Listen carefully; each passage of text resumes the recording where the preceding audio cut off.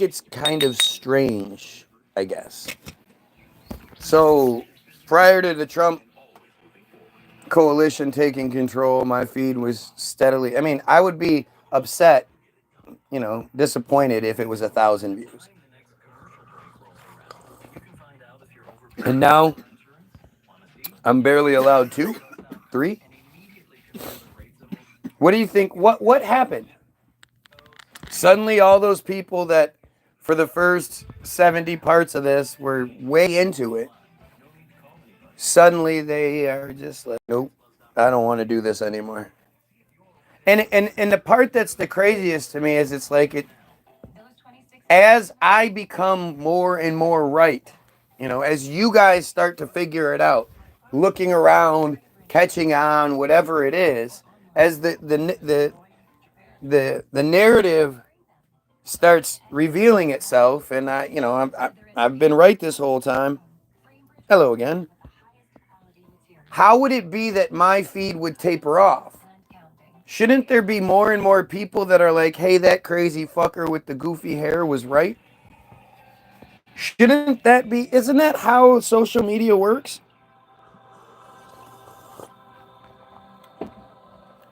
But I did say today I wanted to talk about Albert Pike. So let's talk about Albert Pike, shall we? Albert Pike, author and poet. Albert Pike. I also want to further the talk from yesterday about the whole germ theory thing. Like, that really is strange. I was asking my kids that today. Like, let me ask you, why, if it's real, is it called the germ theory? It was the whole idea of germs and all that bullshit debunked your chemtrails. What do you even tell? When? How? Where? Nobody can debunk chemtrails. That's just a stupid thing to say. It's not my thing.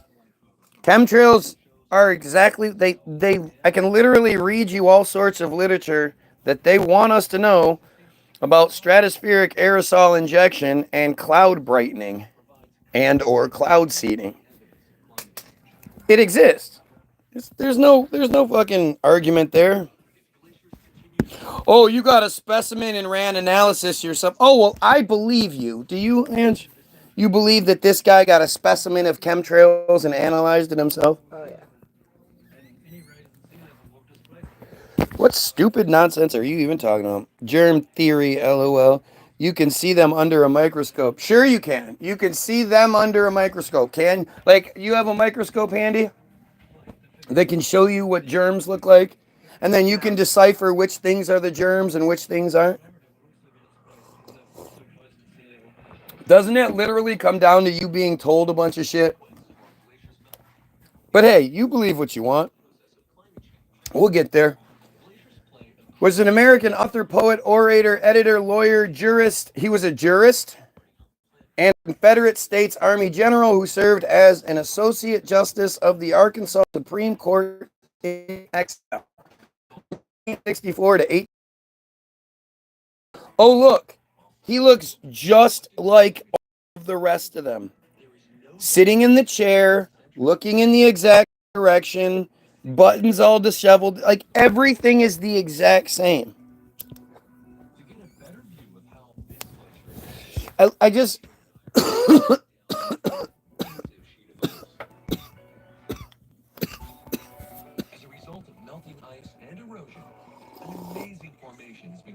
understand what's going on, man. Just... how do people get sick? Well, for most of history, we believed in something called miasma, which was that eating bad food, that rotten flesh and all that stuff sitting around, that being around, being completely unclean and disgusting, throwing our shit down the streets and all that stuff, that contributed to our sickness. Now you believe that there are invisible germs invading you. It really is fascinating. It literally means bad air. Yeah, the bad air. All the dead stuff, all the shit, everything around made the environment bad. The environment that people were in. And there were a lot of other factors to it. You know, Hippocrates talking about the different directions and all, like it's really strange to hear somebody from minus 600 or whatever speaking that way. And to think we believed that that's how everyone thought, like all of the people who supposedly built all the greatest structures in the world and the civilizations and all this shit that did everything in the world, they all believed in miasma, of which I never even heard of growing up. You know? But we all believed that until they told us not to. So why would that make someone sick if not from the microorganisms?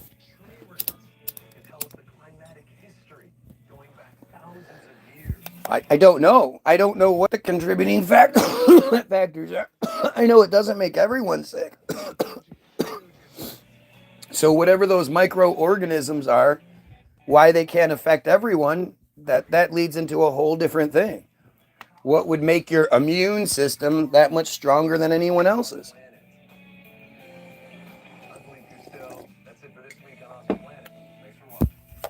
But one of the things that always gets left out is like what we're told about all like again, I always call it the Tom and Jerry theory, right? The Tom and Jerry paradox.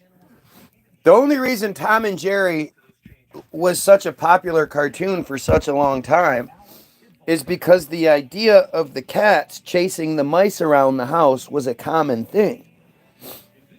Nowadays, people don't have mice in their house.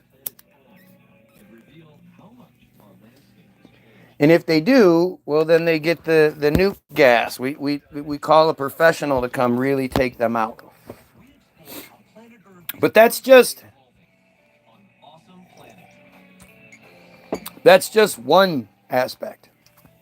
And while you're sleeping, mice bite you. Mice piss in your bed. Mice piss all over your house, you know. You come in contact with all sorts of shit. At the same time, these people had all sorts of bed bugs and fleas and mites. And I mean, this is a situation, a society that apparently didn't shower all the time and wore the same outfits every day. And, you know, I mean, we're told some contradicting things. But, you know, the idea of like cleanliness and that there were bugs, all sorts of little bugs and mosquitoes and who knows what, transferring all sorts of who knows what to each other. Who knows? I know that like all of us think about shit like hepatitis, right? Hepatitis B. The largest outbreaks ever, you know, recorded of hepatitis B all happened around pokes. Poke campaigns in one way or another. Either the poker was bad or the ingredient was bad or something, but there's pokes.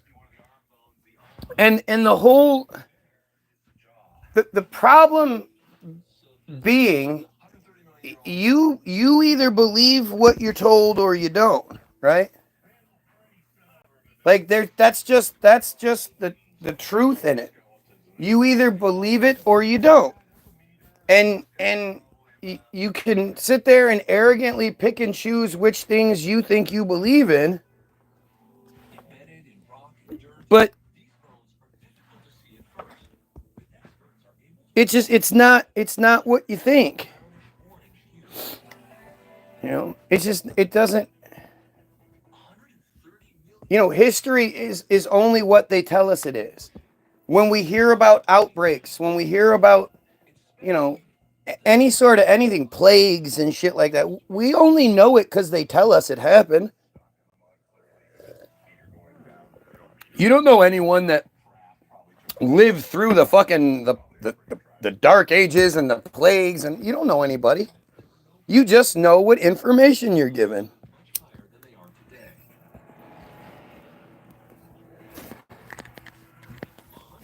But there, you just, we just don't understand it. Here we go. Oh, yeah. The planet was in it was one big piece, and then it split apart because of the moving plates, and just more and more shit, man.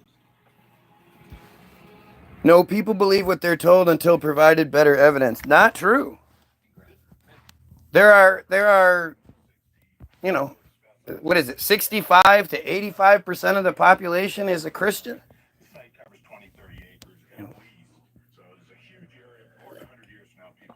They've been shown repeatedly that their God doesn't exist, and that whole thing is just a bunch of bullshit. And yet they still believe it. Lots of people won't look at evidence to the contrary. I've told anybody that will watch, go watch 200 Proofs the Earth is Not a Spinning Ball. Have a pen and paper handy. And each number, because he does it really easy for you. He's like, number 1, and gives an example, shows number 2. So you write down each number that you can debunk, bring it back here, and then we'll do it. We'll go through it. And you tell me how you debunk each one of those things that's in that movie. You successfully debunk five things, and I'll be like, okay, it must be round then. Using religion as an argument for scientific theories that are overcome by events is not an argument. What? I don't even know what you're talking about. But see, you believe in the religion of science because there's evidence that you refuse to look at. There's evidence that you refuse to incorporate into your narrative. There's also there's also common sense. You just put your common sense away and you believe what they want you to believe. I'm sure you have.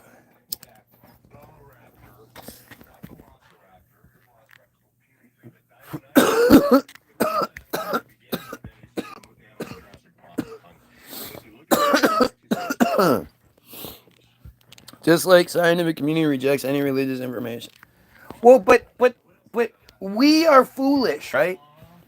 Because we just accept that the scientific community is telling us the truth. We went through 2020, 2019 is when it first started, but we went through COVID, where we watched as they lied to us. Just like they did in 76 with the swine flu. They lied to us. There was so much contradictory evidence, but I mean, even then, it was like you weren't even using your basic common sense. Let me ask you this. If COVID was real, where are all the dead homeless people?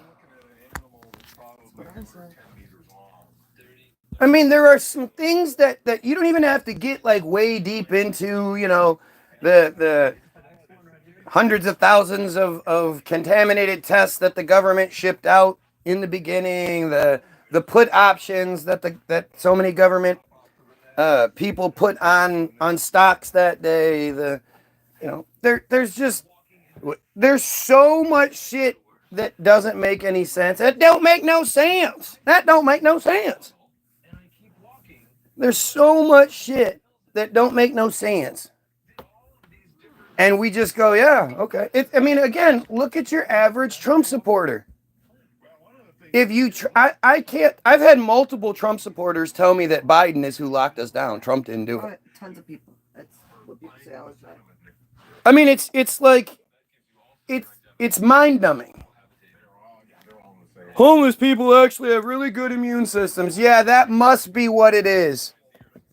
It must be their really good immune systems that kept them from getting the COVID.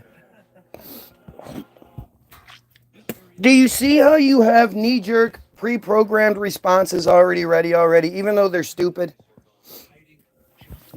Even though they don't make any sense? Why would homeless people have a stronger immune system? Because they're exposed to everything and they don't ever get medicines. So their body has to fight the things off itself.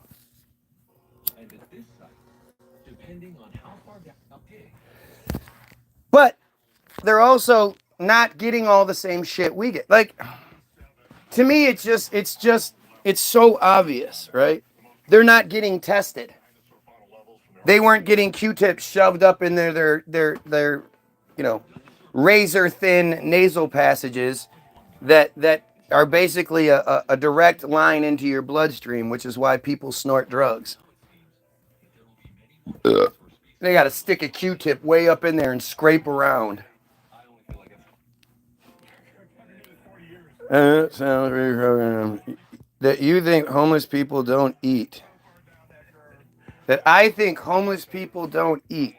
You think homeless people eat a lot?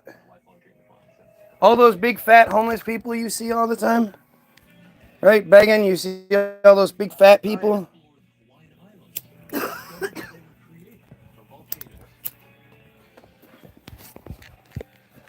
know, I guarantee homeless people aren't eating fucking big old cuts of steak. Especially with how expensive meat is now.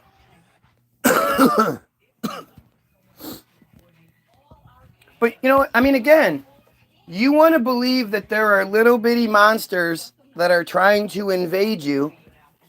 That's on you. This is. I mean, to me, this is where it's like, let's talk common sense, right? Let's not get into any crazy details just yet. Let's just look at what it says. I put germs into the Google machine, and the official thing, it says, what's it say? Where? Top line. Germ theory of disease. The germ theory of disease. They've been pushing this theory since the 1880s. Strangely enough, the same time anti-Semitism was coined.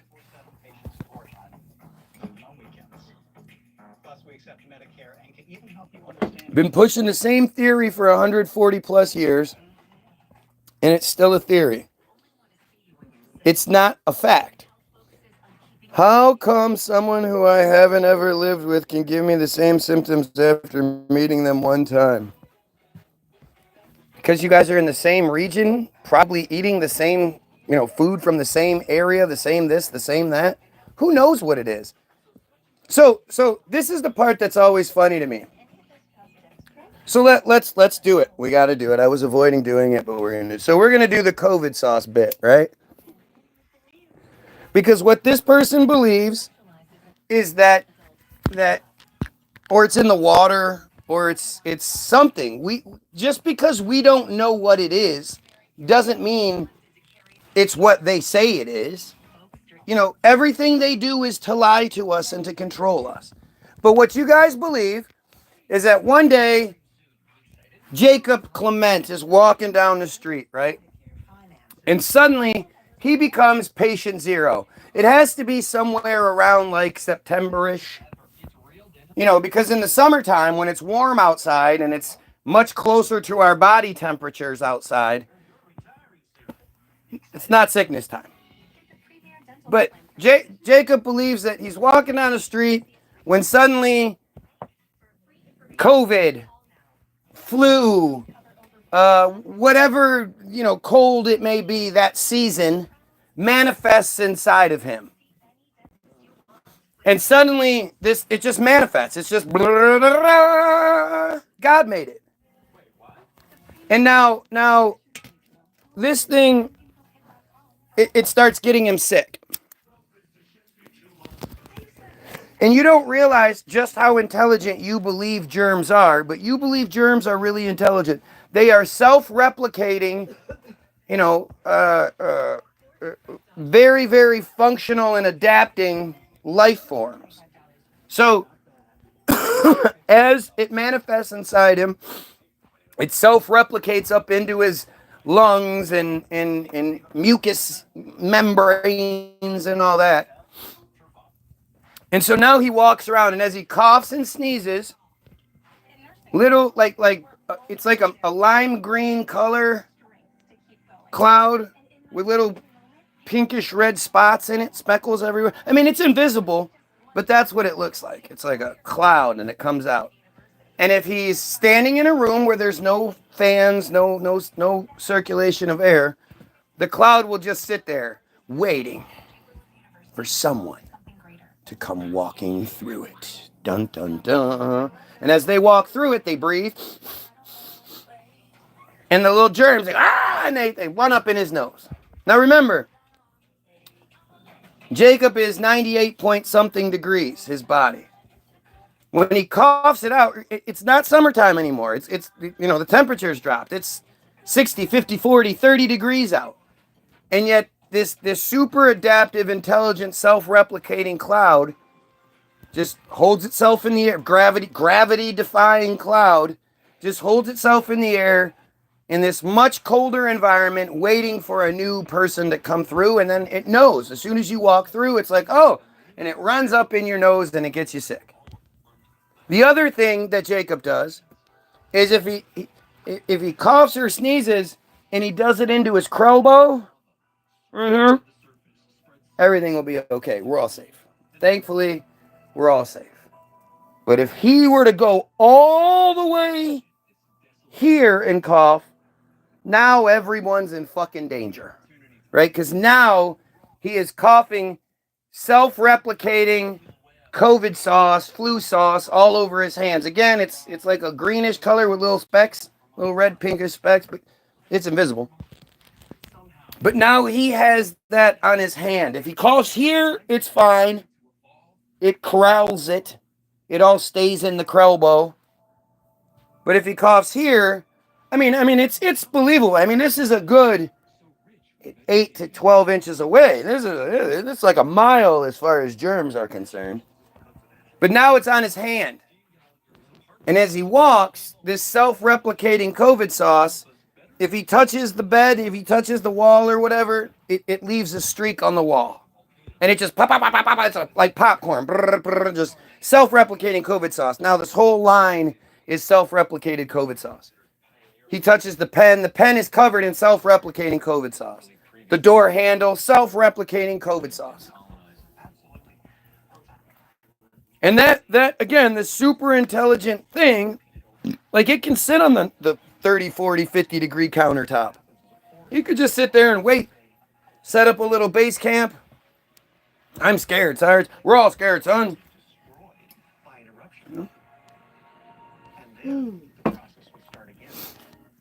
It just waits. And then when somebody else comes through and they touch the door handle, the pen, the countertop, COVID sauce now gets on their hand, and hopefully they're smart enough to wash their hands, because if they wash their hands, it goes down the drain. But if they, secretly pick their nose like we all do, they just scratch their chin. When COVID sauce goes from on their hand to their face, self-replicates and runs up in their nose and mouth, and now they're sick. Depending on whether or not they have a strong immune system, which is what? Can you point to your immune system? Can anybody show me what your immune system is? Point to it. Is it here? Is it here? I know my kidneys went from being back here to now they're supposedly up here, according to the narrative. But this is what you all believe. This is what you're supposed to believe, that we all are these self-replicating COVID sauce, flu sauce factories, and never mind that if I assume if you're here, you're probably an adult, and you've probably at least been in some sort of relationship in your life. Maybe you haven't, and nothing wrong with that, I guess. But if you've ever been in a relationship, especially when you're in like the puppy dog phase, you've slept right next to a person that was super sick, coughing and sneezing out COVID sauce, like a geyser all night. Just COVID sauce all over the fucking place. You know, a foot, 2 feet away from you because you're facing each other, sleep, and you're breathing each other's COVID sauce. In an enclosed room with blankets on you and just, you know, it's just COVID sauce overload. And you didn't get sick. If you're a pot smoker, you've absolutely smoked pot with people before that were sick. You didn't get sick. Must have been that super strong immune system you had. Must be it. To fight off all those invisible Germans. It's funny how at the same time that the Germans sort of became the bad guys to the world, the ultimate invaders, the idea of germs took off. And I've always wondered, like, how did Germany become Germany? Because they don't call it Germany. They call it Deutschland. They say they speak Deutsch. My grandma used to tell me that, and I used to just sort of like, okay, like, they don't teach Deutsch in school, Mom or Grandma. They teach right. German. It's German, and it's just we've all accepted that they're just the Germans. And how does that happen? Why? It's not like Deutschland is hard to say. It's not like, I mean, how would it even? Wasn't Deutschland originally more than just Germany? I don't know. But why would, you know, like, how does Deutschland translate into Germany? Soviet Union, no. And now it's different countries. Are you seriously going to do this right now? Please don't. I thought Deutschland was like... This is history and geography combined. I know, but I so thought let's it just... encompassed more than Germany. I'm sure there's all sorts of narratives. I'm saying what we know of. It still wouldn't matter. Why would we call it Deutschland there? My grandma called it Deutsch. But that was back from then. Current day. I don't know. We could ask our German friend. Charles says he lives in Germany. He doesn't say... Right, because that's what we say. That's what he knows to tell us. But I don't think the Germans... I think, like, especially the older one. Maybe they have accepted it. But that's just proof is that brainwashing has taken into effect. And, you know... But it's the same thing as, like, the Japanese absolutely don't call themselves Japanese. They don't? No, the Japanese, they don't live in Japan. They live in Nippon. And again, that's something we can totally say. I'm not sure how Nippon I've never heard of that. Can translate into Japan. So what do they call themselves? Nipponese? I don't know what they call themselves, but their country is called Nippon. How did that happen? When did that happen? Where, what's going on? We changed it to Japanese. Japanese, for some fucking reason. Right. Japanese. J American Princess. Germany. Well, I think the whole concept of, and then, you know, if you look up Germany, you look up the history, you find out that around this same time is when Germany was supposedly a bunch of, like, small, like, just like Italy, bunch of smaller, independent manors under the, you know, the protection of the monarchy or whatever, but, you know, they had lords and they had all these, you know, they had different royalty, yeah, all over the place, and it was like a bunch of states. It was just small, and each one was able to, you know, print their own money, of course.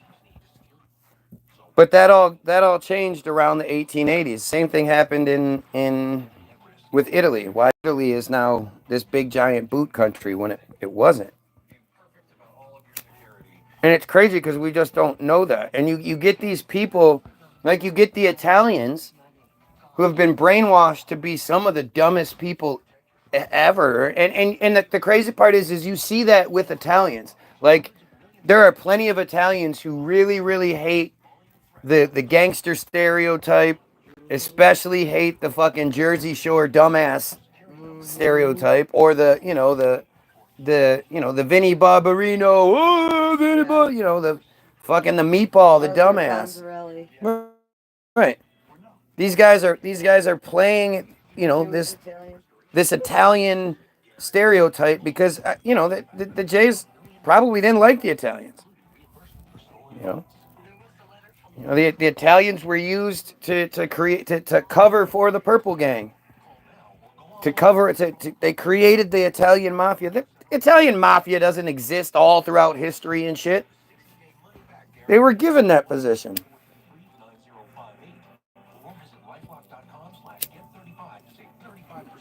But it's like, this is the part that's so difficult for me. Right? Because it really does come down to it's almost like a childish argument. See, the thing is, because all I'm ever gonna say to you is, well, says who?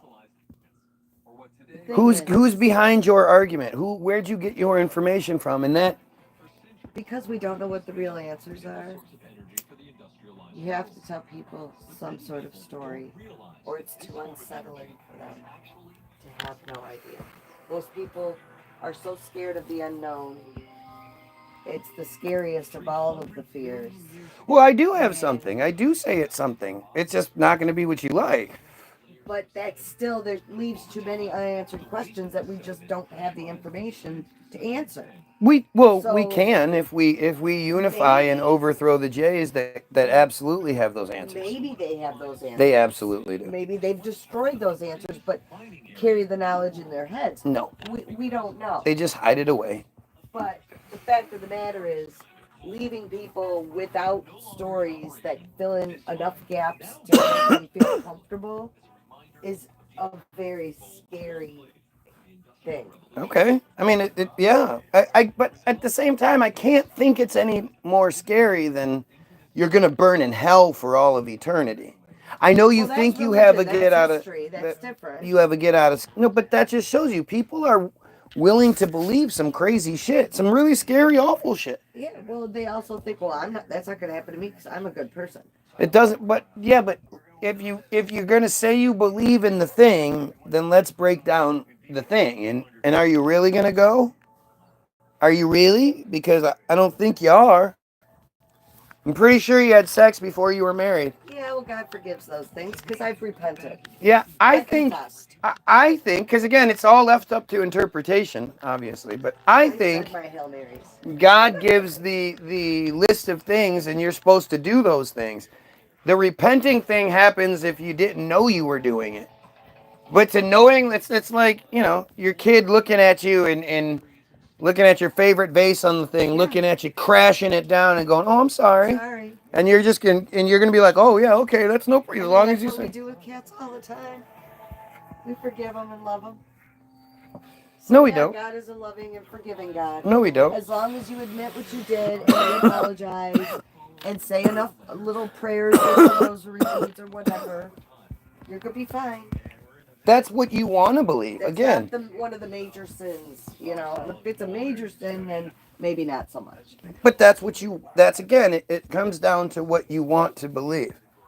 And you have to ask yourself, why have you been so programmed to believe something so awful?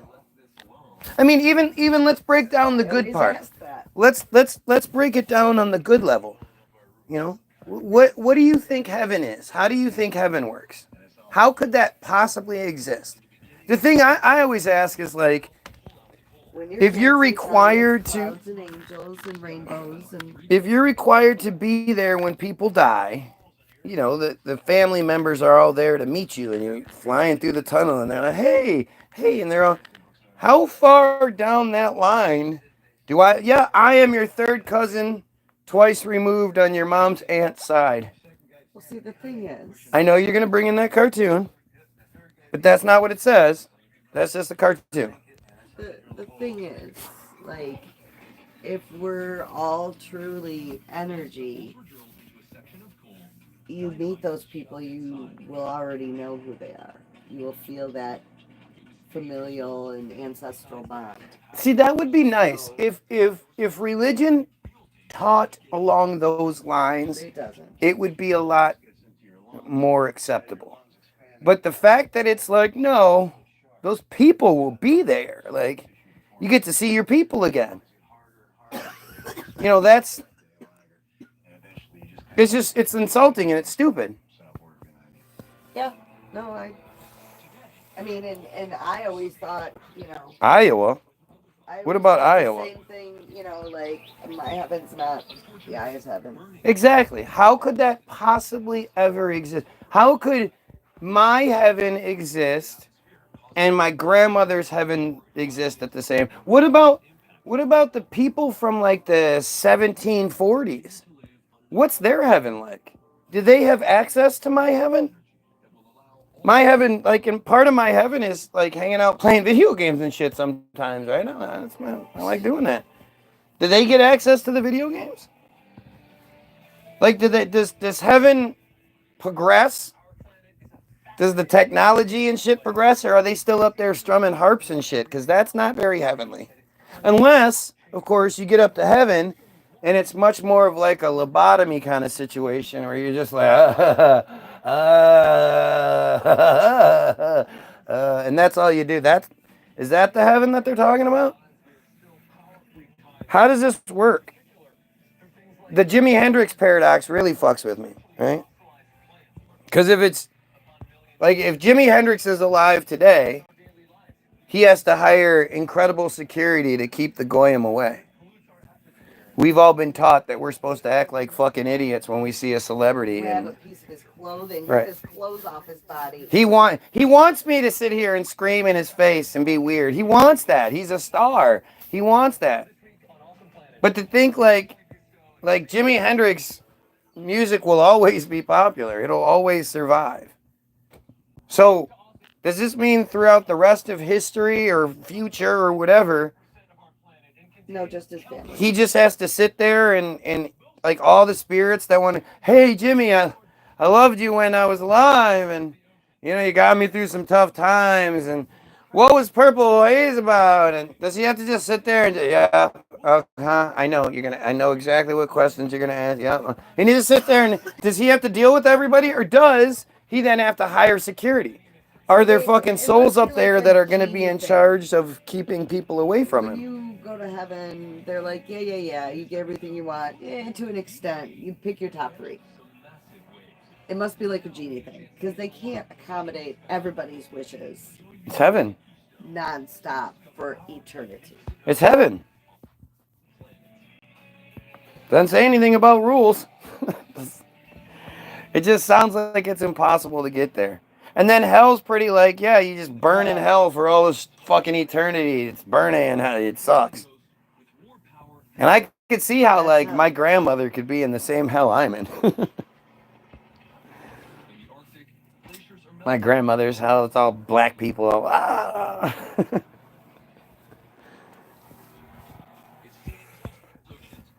mean, it's all just so appallingly stupid. Like, the thing is, again, I'm supposed to accommodate the J cult. Like, what they believe makes any fucking sense whatsoever. We are talking about unbelievably stupid things, guys. It's like, I guess a lot of people probably don't quite remember it because they were forced to read it when they were a kid, and when you're forced, you don't read word for word and remember it all and take it all. You just get through it. Knowing that your parents probably don't know the whole thing, so you could just lie your way through it anyway. Just learn the big bits. Hanuman sing. Hanuman. But it's so ridiculous. It's so ridiculous that when it's other narratives that say the same thing, you call that shit crazy. If other religions believe similar, Christ-like stories or whatever, I mean, the other Abrahamic religion Allah. Yeah, Islam and shit. It's a very similar story. And yet you believe that they are out of their fucking minds, crazy, we should bomb them. How dare they? You know.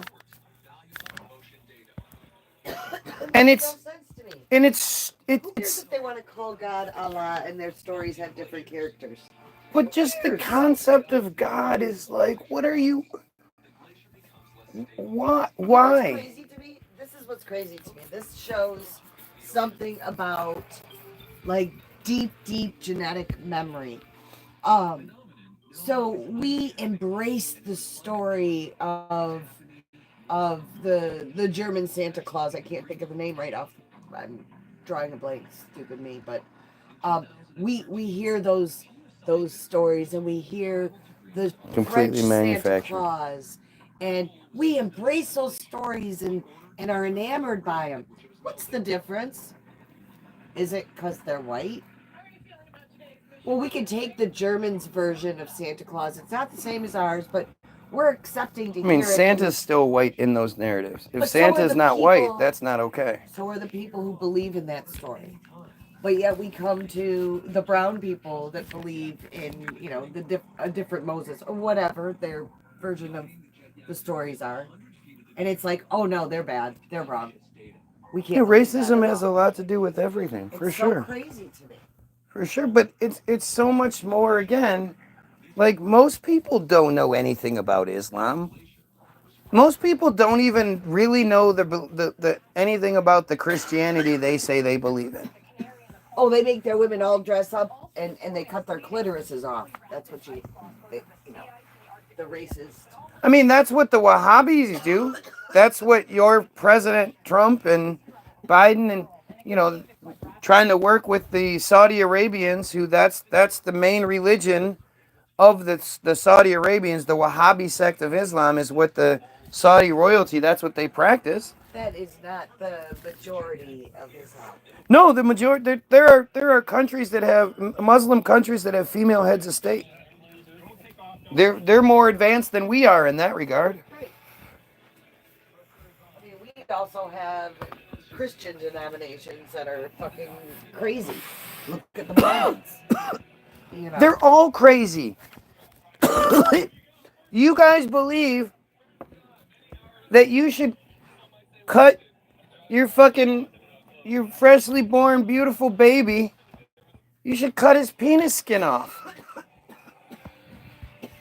You want to talk about how crazy these fucking Muslims are for cutting off little girls' clitorises? And yeah, I mean, I hate saying it's worse. It's definitely different, and It'd be like it, cutting the dick head off. I get it. It's definitely. I mean, but as far as putting a child, an infant through trauma, it's trauma. It's a horrendous trauma that we just I just can't even imagine. And you know, when it's the Muslims, they're doing it in back alley situations, and the little girls aren't newborns or anything. It's fucking awful no matter how you slice it. Oh, sorry, that was the wrong fucking word. Wow. Sorry, that was a bad choice. But it's wrong. It's just wrong. And it, you know, when I start talking about the Jays and people are like, yeah, well, what about the Muslims? Like, yeah, fuck yeah, that shit's awful too. The Muslims don't control life though. They don't pull the strings that make those things happen. The Jays are the ones that do that.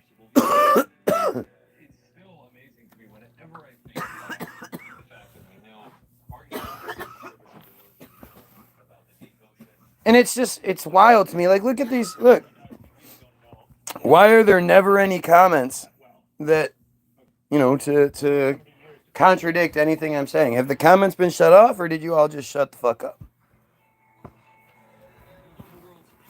Like, isn't it just crazy? There's a submarine. Yeah. Connected up by a tube. That's the submarine, huh?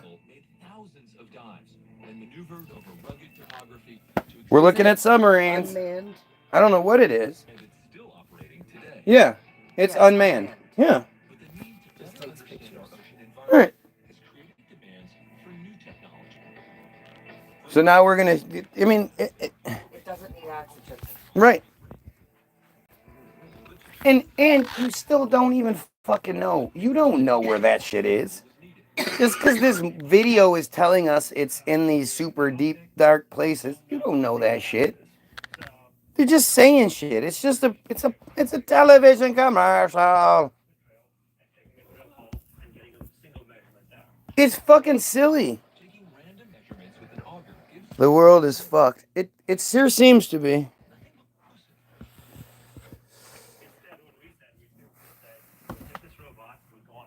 Like, think about just how fucked up things are if we allow it to continue. I mean, the good thing about times like this is our chance to break the cycle, right? The whole thing, like, think about it like it's a clock, right? And when it's 12 o'clock, both hands are on the 12. Everything is like, we're just at our best. Everything's just firing on all fucking cylinders and things are good. And then when both hands are in the 6:30, that's when we're at rock bottom. The problem with getting up to the 12 is once you get past that 12, it inherently starts pulling back down.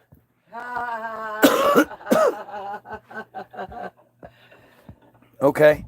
And the cycle is, and it's a cycle, so it repeats. So it starts coming down, and no matter what, the 12 o'clock is always going to be 6:30.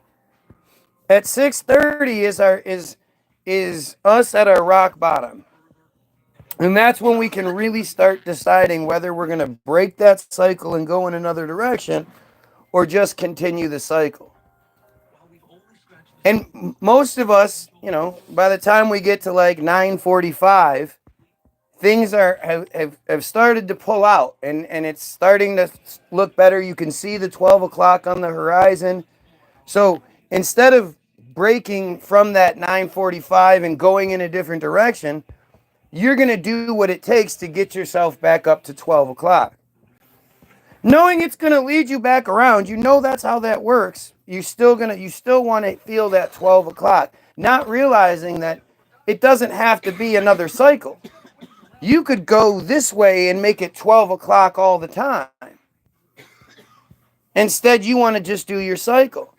And the thing about the cycle is the more times it happens, the faster it happens. It's like a sieve, and it just gets lower and quicker, and you're seeing that. You're seeing that with our society. Come like 2016, Trump gets put in office, and it quells whatever was happening at that point. But then it started building up again. And by 2018, 2019, everybody in the world was protesting. There was the yellow vest movement all over Europe. They were protesting in Australia. They were protesting in Canada. They were protesting all in South America. There was all this revolt happening. Even the Chinese were protesting in their only way they knew how, like after work in designated areas doing designated things. But they were multiple videos of Chinese people, gathered together singing the American national anthem, trying to get attention to what was going on there.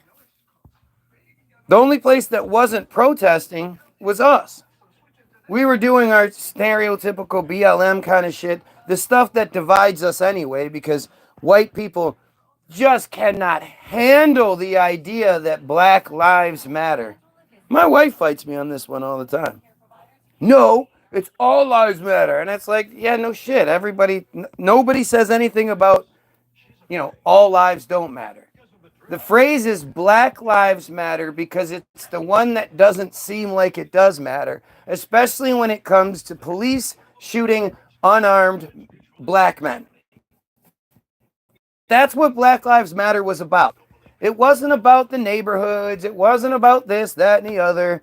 It was about white, not just white, police and blue police shooting unarmed black men. And it became quite the issue. And then when white people saw, when the system saw, because there was all sorts of there's always been all sorts of phrases and hashtags and all that shit that don't make national news. They don't. People come up with shit all the time that comes and goes and disappears. When the system saw how white people reacted to the phrase Black Lives Matter, which was negatively, then they ran with it. And then when it was, when the people that created it gained wealth from it, they don't do this with anybody else, especially not the Jays. But whenever it's a black guy, it's always like, well, what are you going to do? Are you going to try to benefit the community? How come these people made millions and they bought themselves houses and cars and stuff? How come they didn't give a bunch of money to the community? Why should they? It's not their responsibility. It's like when they show us Wounded Warrior project on TV. And they try to guilt you into sending money into this Wounded Warrior bullshit. I didn't send that motherfucker over there. He's not over there protecting my fucking freedom, I'll tell you that much for sure. Why would the government fuck him up and then tell us it's our responsibility to take care of him? I mean, these are just these brainwashing bullshits that's done to you on every level to keep you distracted and to keep you from looking at who's in charge of it all. Who do you think caused the damage during BLM riots? They're called agent provocateurs. Those same people, but I agree with your reasoning. But it was also a very toxic, ego-maniacal community, even the non-racist people. See, again, this is just, it's like it's insane. We are talking about some young black people in the hood, probably weren't very smart to begin with, who happened to create a hashtag that thrust them into the limelight unlike they had ever expected. Like, unlike any of us could expect. People then after the fact try to mimic it by doing something similar or whatever. My neighbor said it to me once, and then I made a whole deal about it, but we wrote a song about it. But what if they would have just said Black Lives Matter 2? You think we'd still talk about it? If it was BLMT? No, I think people would be totally fine with that. Right. Because how could you hide then? What kind of dumb shit could you say then? Even though that's what it means. Like it's the stupidity of us all that we don't think about how these random people create a hashtag that goes worldwide, makes them a bunch of money, makes them famous, and then puts them in this position where they're supposed to be, making money and then giving it to the community. Well, what about the schools? Well, what about all the black on black crime and blah, blah, blah. It's like, what the fuck are you talking about? Nobody does that when white people make money. Nobody expects white people to it's just such racist bullshit that's put on us, and we don't see it as that. Do you tell you what? Yeah. I mean, it's. We have to think deeper about it. You have to ask yourself, why am I seeing that thing? I am a regular person. I am a nobody, nothing. That it's in. No, you are in the scheme of things. You're not a detective. You're not somebody that's in on the ground level of things. You're not, you're just a regular person. For you to know, the regular person, to have the information being suggested to you by Facebook or YouTube, you have to ask yourself why. That video I showed you guys. Let me see if it comes. That video has 401,000 views, and the Vouch station channel has 514,000 subscribers. What kind of secrets do you think they're telling? They're allowed to tell. Look at what's been done to my channel. You guys have seen my channel steadily rise from a few thousand all the way up to 15, 20,000 views. And like I always tell you guys, when we get to the 20,000 point, they seemingly shut things down. We got to the 20,000 point several times. And then the Trump presidency took over and things just dropped. How does that make sense to anybody? How would I be getting thousands of views and then fall off? Talking about the same things, and the world is showing that I've been right. How would those numbers fall unless they were interfered with? You know, before when it was just me doing it and they were letting it go without any sort of restriction, of course my shit blew up. There are lots of people out there who think like I do. But now that they've sort of gathered their numbers and they're like, oh, we gotta put a governor on this bullshit. Better hush him up. Better hush him up. While at the same time, you know, they learn from me. I'm a good thing to watch because I'm if you've been here for any lengthy period of time, you've seen me predict everything from COVID to, you know, shootings and all that shit. I've done it many, many times, based not on some psychic premonition, but on patterns, seeing patterns in the news cycle, seeing patterns in the situation we're given. Of course they like keeping me around. I like keeping you around too, baby. Oh, well, thank you so much. So, yesterday we were talking about the germ theory, or maybe it was the day before. And it's really an interesting thing, right? Let's go into it, right? The germ theory of disease is the currently accepted scientific theory. How is it I read this to you and it doesn't set off alarm bells? Like I came into this expecting my side of things to be a harder argument to make. And yet, right off the fucking bat, it's telling me, yeah, that's right. You're right.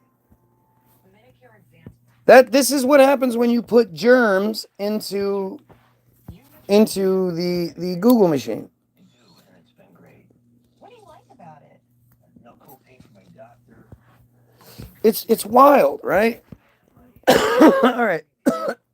Is currently accepted scientific theory for many diseases. It states that microorganisms known as pathogens or germs can cause disease. These small organisms, which are too small to be seen without magnification, which again, you just have no idea what the fuck you're looking at once it goes under magnification. You have no idea. How do you know? How do they isolate? Okay, this is a flu germ. This is a sickness germ.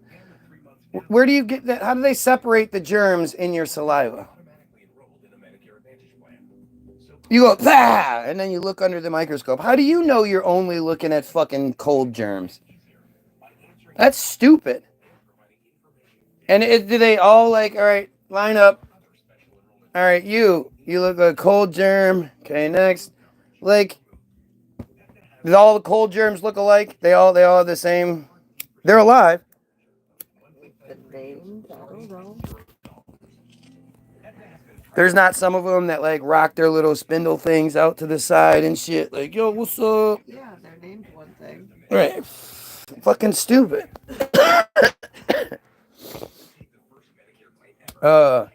Without magnification, invade animals, plants, and even bacteria.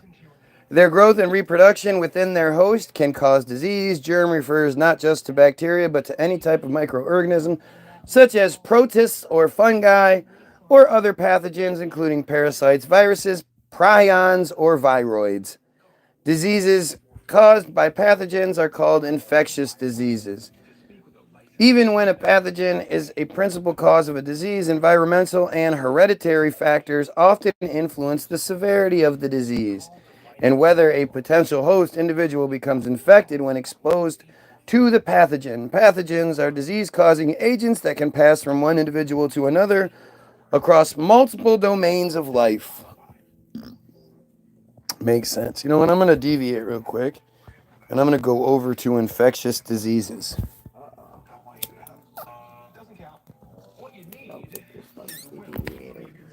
I mean, you guys, this is how we learn, right? If I'm wrong, it'll just tell me. This is what they want us to know, so it'll tell me.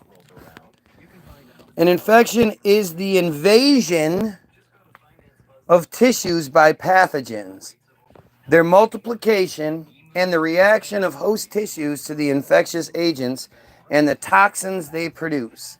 An infectious disease, also known as a transmissible disease or a communicable disease, is an illness resulting from an infection. Infections can be caused by a wide range of pathogens, most prominently bacteria and viruses. Hosts can fight infections. Hosts can fight infections using their immune system. Mammalia hosts react to infections with an innate response, often involving inflammation followed by an adaptive response. I want to know the history of it. Epidemiology, I guess. An estimated 1,680 million people.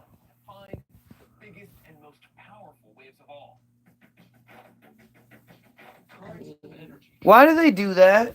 Literally, first of all, stop giving yourself a fucking headache. You are. And secondly, oh shit. What does that say? Where? An estimated 1,680 million people. That you get in trouble for writing that out like that. If you said that in school, if the teacher was like, "What is 600,000 plus 600,000?" and you were like 1,200 million, Yeah, no. they'd be like, "No, what the fuck? What the fuck is wrong with you?" Maybe they were trying to say about characters. I mean, it just no. Billion and million are the same.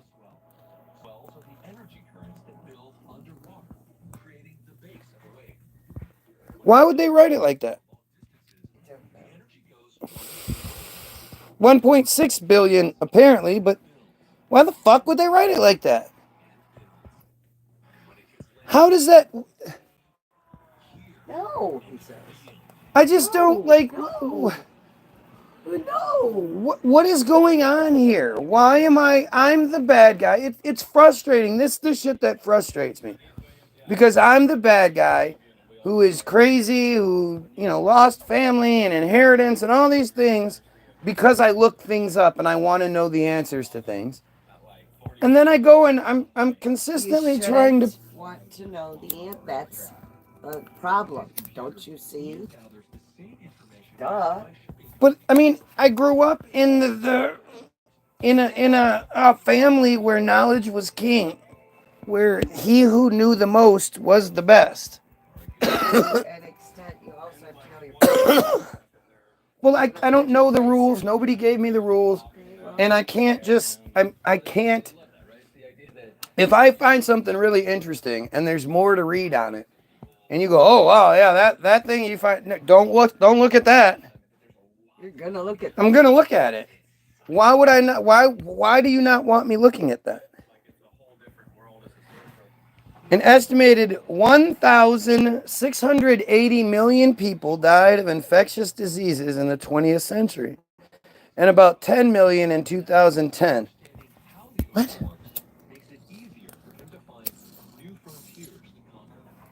Is this their way of like giving the nod to the, you know, to the group that this is bullshit by throwing these things in there?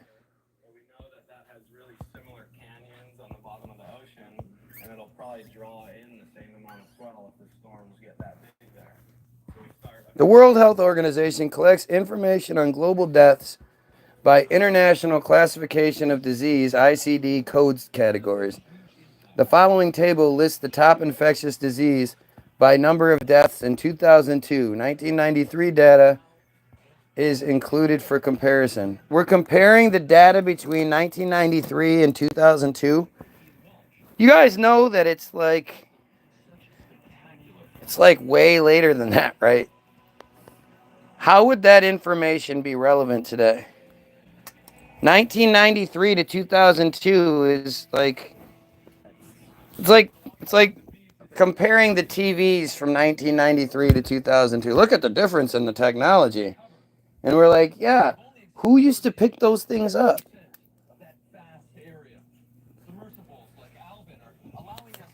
I can't imagine how much easier it would have been to move across the country without that big ass TV in my car.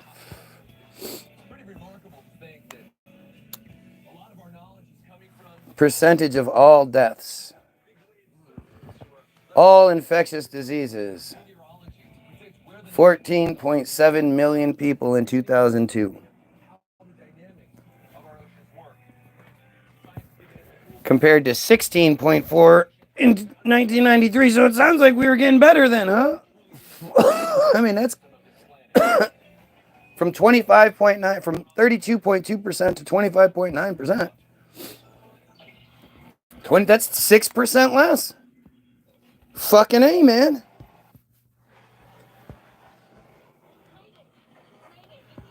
The top 3 single agent disease killers are HIV, AIDS, TB, and malaria. While the number of deaths due to nearly every disease have decreased, deaths due to HIV/AIDS have increased fourfold. Really? Strangely enough, you never hear about it. And the fact that Hollywood wasn't decimated by AIDS tells you something else is going on. Do I think there's something that's killing fucking Africans like crazy and shit? Especially the ones that, you know, were scared into getting their hepatitis vaccines or whatever other,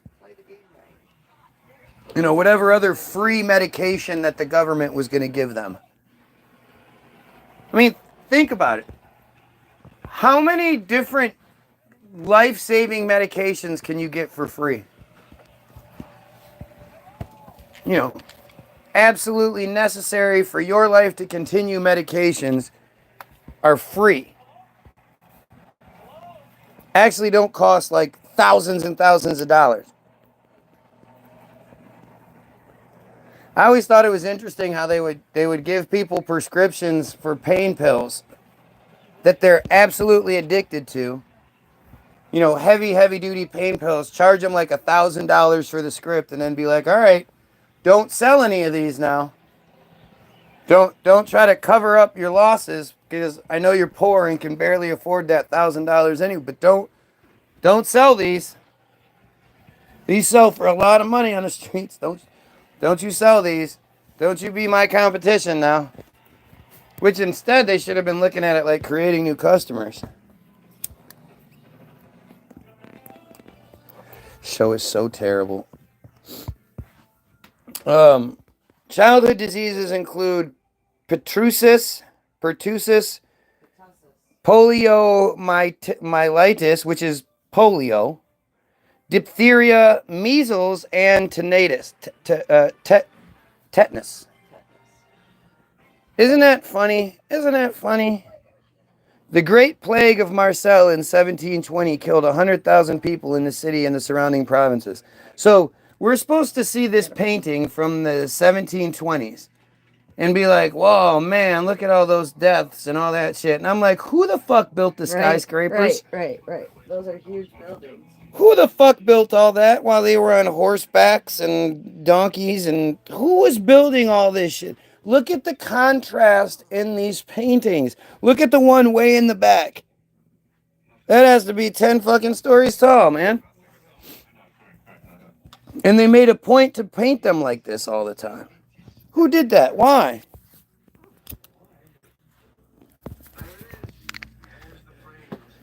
Telling you, I see art completely differently now. I have such a hard time with it because I know art is you're supposed to look at the foreground. You're supposed to look at the subject that the painting is trying to get you to see. And for me, I am so much more fascinated by the mundane background details. So this is the history of pandemics, I guess.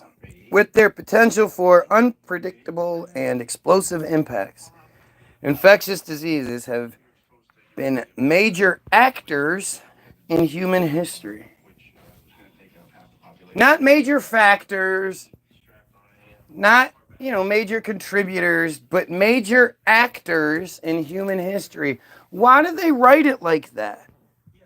Why do they write it in a way that someone like me can be like, hey, that's fucking weird? Right.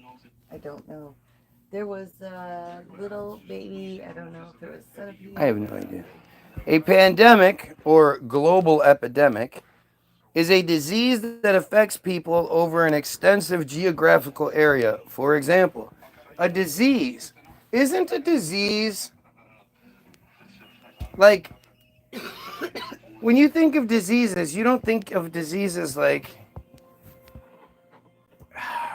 I don't know. I just don't think of like a cold as being a disease. Yeah. The plague of Justinian from 541 to 542 killed between 50 and 60% of Europe's population. Really? Really?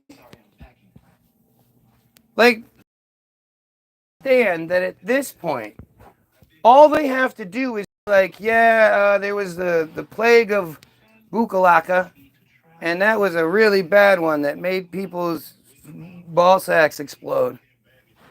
And 40% of the men had their ball sacks just explode, and because they exploded, and this is back when they could only build magnificent structures. They didn't have fucking vehicles and shit.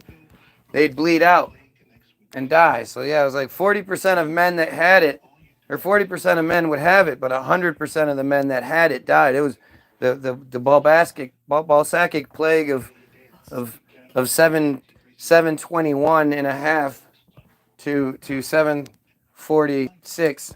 Correct? No, 721 and a half to 712. And this was a minus plague. This was the BC. It was the BC. Yeah, we know all about it too.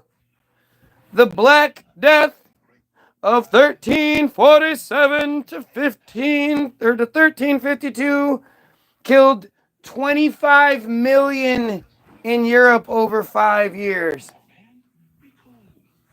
Can we do some math real quick? Let's see. So I need to use your phone, please, because I can't use the calculator because it'll be too big. So 365 times 5 equals 1825, right? That's 1825 days. 1825.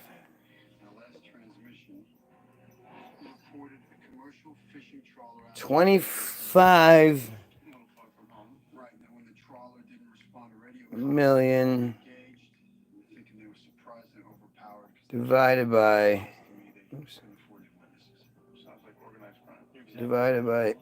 1825. Okay, that would be 13,699. So 13,700 people per day were dying from this plague, from the Black Death in Europe. 13,700 people were dying every day.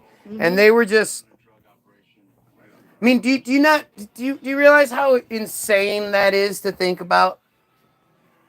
13,000 people dying in a time when you didn't have cars and shit. Like where are these bodies just stacking up? How is anybody even beginning to deal with this? This is you like believing I'm crazy because you're like, look, there are details. See, they give us details. But you never bother to break down the details and see if they make sense to you. Who was keeping track of 13,700 people dying every day back in 1347 to 1352?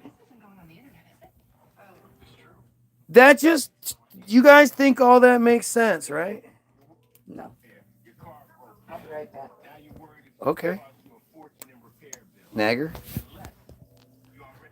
The plague reduced the old world population from an estimated 450 million to between 350 and 700 and 375 million in the 14th century. Okay, but that's more like 100 million. That's the Black Death killed 25 million people in Europe over 5 years. Reduced the old world population from 450 million to 350 and 375 to between 350 and 375 in the 14th century. Went from 25 million, are they saying the whole world population? But the whole world didn't, how could they even fucking know that? They didn't know about the whole world back then, right? Are we saying that the Black Death somehow made its way across the water even though we didn't know about it? And Asia and shit, they didn't talk about that shit. There was no Black Death. That's pretty interesting. The introduction of smallpox, measles, and typhus to the areas of Central and South America by European explorers during the 15th and 16th century caused pandemics among the native inhabitants. Between 1518 and 1568, disease pandemics are said to have caused the population of Mexico to fall from 20 million to 3 million. Again. Really? The first European influenza epidemic occurred between 1556 and 1560 with an estimated mortality rate of 20%. Smallpox killed an estimated 60 million Europeans during the 18th century, approximately 400,000 per year. 400,000 per year. So that's what? 400K divided by 365. That's 1,100 people per day. Sure it did. Up to 30% of those infected, including 80% of the children under 5 years of age, died from the disease, and 1/3 of the survivors went blind. In the 19th century, tuberculosis killed an estimated 1/4 of the adult population of Europe. By 1918, 1 in 6 deaths in France were still caused by TB. The influenza pandemic of 1918, or the Spanish flu, killed an estimated 25 to 50 million people, about 2% of the world population of 1.7 billion. Today, influenza kills about 250,000 to 500,000 worldwide each year. I mean, it's just nuts. It's just nuts.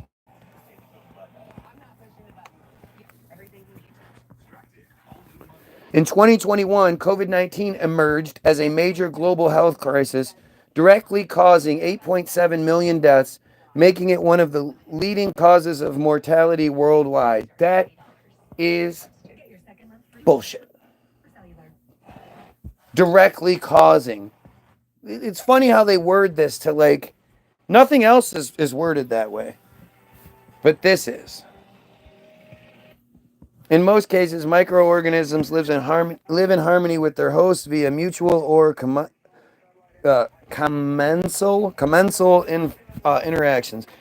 Diseases can emerge when existing parasites become pathologic, pathologic, or when new pathogenic parasites enter a new host. Coevolution between parasite and host can lead to hosts becoming resistant to the parasites, or the parasites may evolve greater virulence, leading to immuno immunopathological disease. Human activity is involved with many emerging infectious diseases, such as environmental change, enabling a parasite to occupy new niches. When that happens, a pathogen that had been confined to a remote habitat has a wider distribution and possibly a new host organism. Parasites jumping from non human to human hosts are known as zoonodes. Under disease invasion, when a parasite invades a new host species, it may become pathogenic in the new host. Several human activities have led to the emergence of zoonotic human pathogens, including viruses, bacteria, protozoa, and rickettsia, rickets, and spread of vector-borne diseases. See also globalization of disease and wildlife disease. Vector-borne. Encroachment on wildlife habitats, the construction of new villages and housing developments in rural areas forces animals to live in dense populations, creating opportunities for microbes to mutate and emerge. Changes in agriculture. The introduction of new crops attracts new crop pests and the microbes they carry to farming communities, exposing people to unfamiliar diseases. Not the pesticides they use, though. The destruction of rainforest. As countries make use of their rainforest by building roads through forests and clearing areas for settlement or commercial venues, people encounter insects and other animals harboring previously unknown microorganisms. Uncontrolled urbanization. The rapid growth of cities in many developing countries tends to concentrate large numbers of people into crowded areas with poor sanitation. These conditions foster transmission of contagious diseases. You mean like it was? I mean, it's just insane. Modern transport. So these are all. This is all bullshit that it has nothing to do with us, with them, infecting or anything like that. It's just us.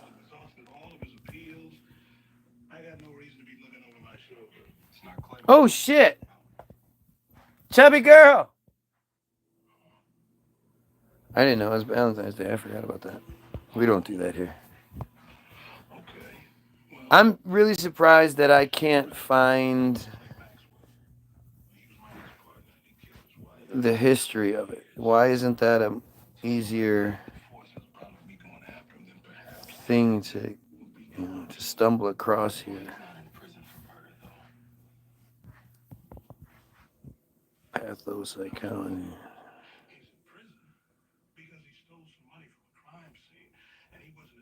Okay. I mean, it's really interesting.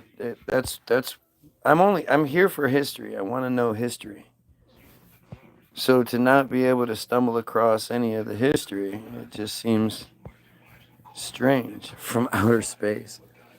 2016 space shuttle experiment found that Salmonella typhimurium, a bacteria that can cause food poisoning, became more virulent when I don't like that word, virulent, when cultivated in space. On April 29th, 2013, scientists in Rensselaer Polytechnic Institute, funded by NASA, reported that during spaceflight on the International Space Station, microbes seem to adapt to the space environment in ways not observed on Earth, and in ways that can lead to increases in growth and virulence.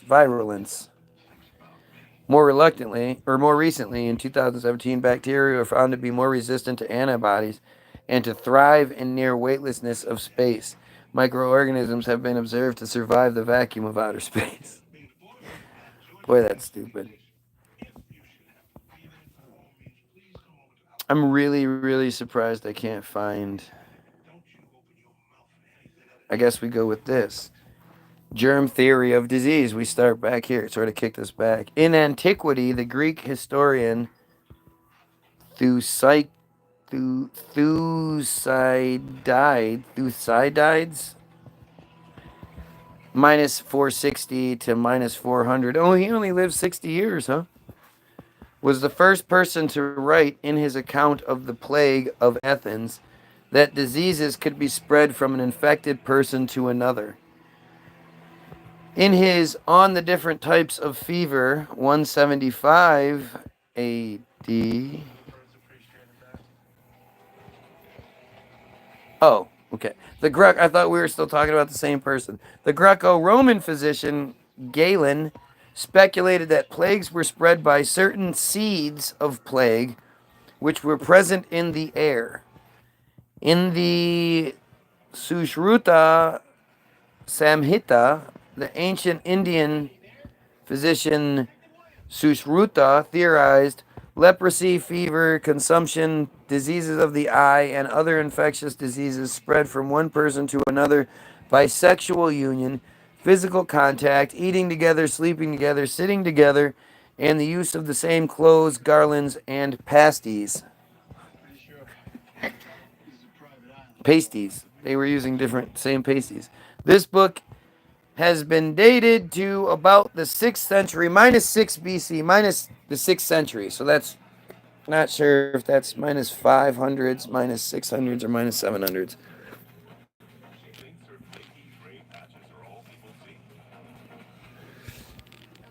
I love when people are like, the psycho, I'm crazy, because look at, he's fucking reading. What a this guy is reading. I can't read. Who can read? What a dumb, crazy person. He reads. A basic form of contagion theory was proposed by Persian physician Ibn Sina, known as Avicenna in Europe, of course. Always have those multiple names. In the Canon of Medicine, 1025, because publishing books has always been a thing, which later became the most authoritative medical textbook in Europe up until the 16th century. Just think about that. So for 600 years, or for 500 years, they used this same book. There were no advancements. This Ibn Sina, whoever the boy girl, I don't know. They figured this shit out. This is a he. It's a he. Okay. This is a he who just fucking nailed it. He nailed it in 1025, and up until the fucking end of the 500s or 1500s. 16th century. Yeah. End of the 500s, people were like, that guy had it done. And then that book was just published in multiple forms and all over the fucking country and shit.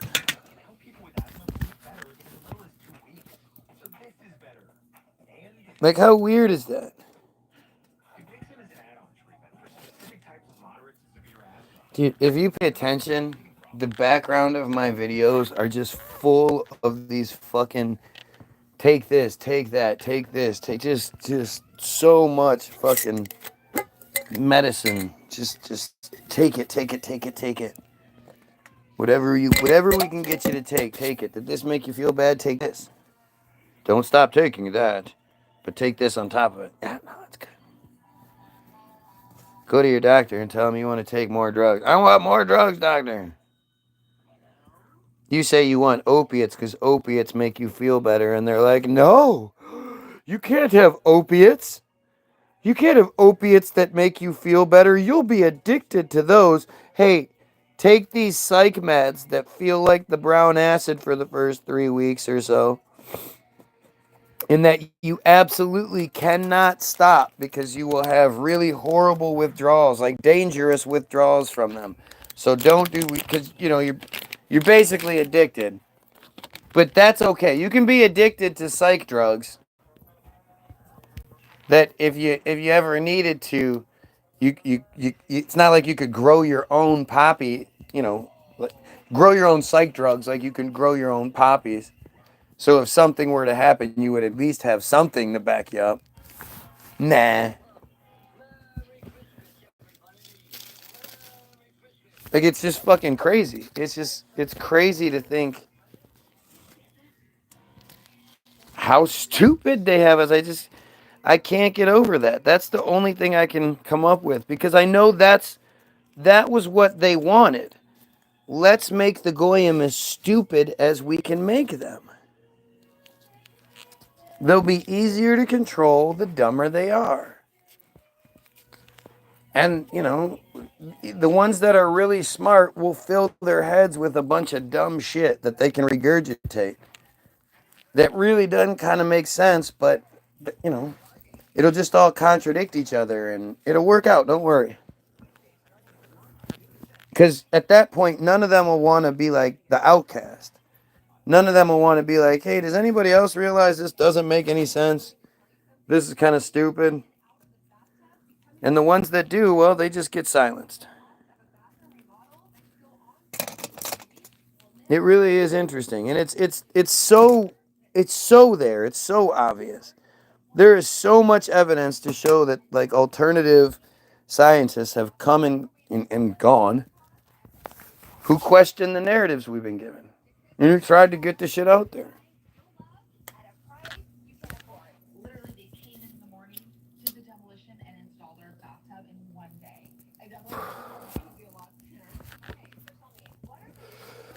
So anyway, this guy's book, right? The book 4 of the canon, Ibn discusses epidemics outlining the classical miasma theory and attempting to blend it with his own early contagion theory.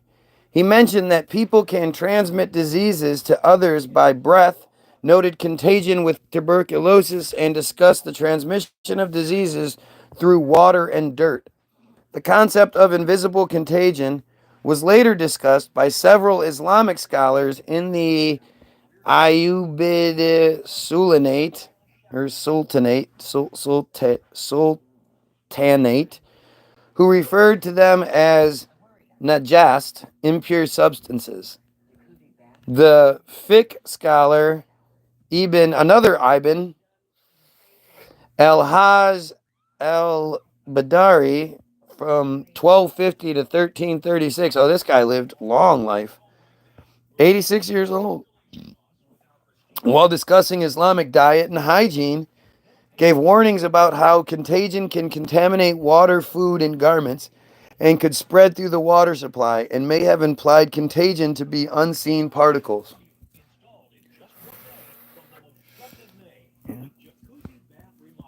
Maybe.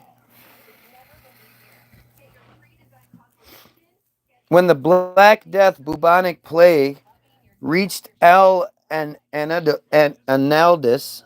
in the 14th century, the Arabic physicians, another Ibn, are you kidding me right now? Are you fucking kidding me right now? Is really the ChatGPT narrative this fucking lazy? 3 people in a row are named Ibn. I've never heard of anybody named Ibn. IBN? Are you? I know if I could get my lunch break to check this out, that would blow his mind. Or he would just laugh because that's what. Are you fucking kidding me? 2 in a row is one thing. 3 in a row? Just people named Ibn are like, hey, let's talk about germs and shit.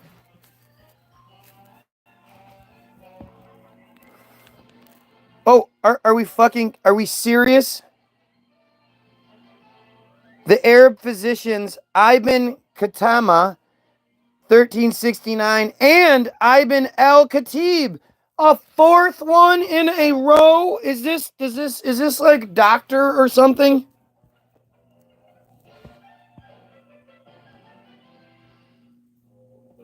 What the fuck is Ibn? I thought maybe it was gonna be like a fucking doctor. Are you kidding me? 4 in a row. They hypothesized that infectious diseases were caused by minute bodies and described how they can be transmitted through garments, vessels, and earrings. Ideas of contagion became more popular in Europe during the Renaissance, particularly through the writing of the Italian physician Guillermo Fracastro. We read about him yesterday or the day before. Anton van Leeuwenhoek, 1632 to 1723. Jesus Christ, these people lived a long fucking time. That's 90 years. Advanced the science of microscopy by being the first to observe microorganisms, allowing for easy visualization of bacteria. No more Ibans, I guess, huh? Now we're going to get into the English names. In the mid-19th century, John Snow and William Budd, John and William, those aren't very common names, did important work demonstrating the contagiousness of typhoid and cholera through contaminated water. Both are credited with decreasing epidemics of cholera in their towns by implementing measures to prevent contamination of water. Now, see, what we're talking about here is different than what I'm talking about. I'm not talking about, like, I believe that we could, like, our water supply could be infected by something and then we could all be sick from it. Do I believe we then pass it to each other? No. You know, do I believe that we manifest these things like that? No. So, you know, like the can Operation Cast Thy Bread Israel contaminating waters by putting, you know, certain kinds of poison into the water? Yeah, that can happen. Strange. Both are credited with decreasing epidemics of cholera in their towns. By implementing measures to prevent. Louis Pasteur proved beyond a doubt that certain diseases are caused by infectious agents and developed a poke for rabies. Robert Koch, I don't know how you say it, provided the study of infectious diseases with a scientific basis known as Koch's postulates. Edward Jenner, Jonas Salk, and Albert Sabin developed effective vaccines for smallpox and polio, which would later result in the eradication or near eradication of these diseases, respectively. Alexander Fleming discovered the world's first antibiotic, penicillin, which Florey and Chain then developed. Gerhard Domag developed sulfonamides, the first broad-spectrum synthetic antibacterial drug. What the fuck? That's some weird shit. The medical treatment of infectious diseases falls into the medical field of infectious diseases, and in some cases, the study of propagation pertains to the field of epidemiology. Generally, infections are initially diagnosed by primary care physicians or internal medicine specialists. For example, an uncomplicated pneumonia will generally be treated by the internist or the pulmonologist, the lung physician. The work of the infectious diseases specialist therefore entails working with both patients and general practitioners, as well as laboratory scientists, immunologists, bacteriologists, and other specialists. Several studies have reported associations between pathogen load in an area and human behavior. I guess we skipped something. An infectious disease team may be alerted when a disease has not been definitely diagnosed after an initial makeup. The patient is immunocompromised, for example, AIDS, or after chemotherapy. The infectious agent is of an uncommon nature, e.g., tropical diseases.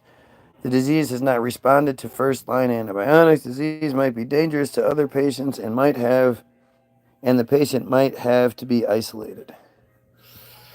Several studies have reported associations between pathogen load in an area and human behavior. Higher pathogen load is associated with decreased size of ethnic and religious groups in an area.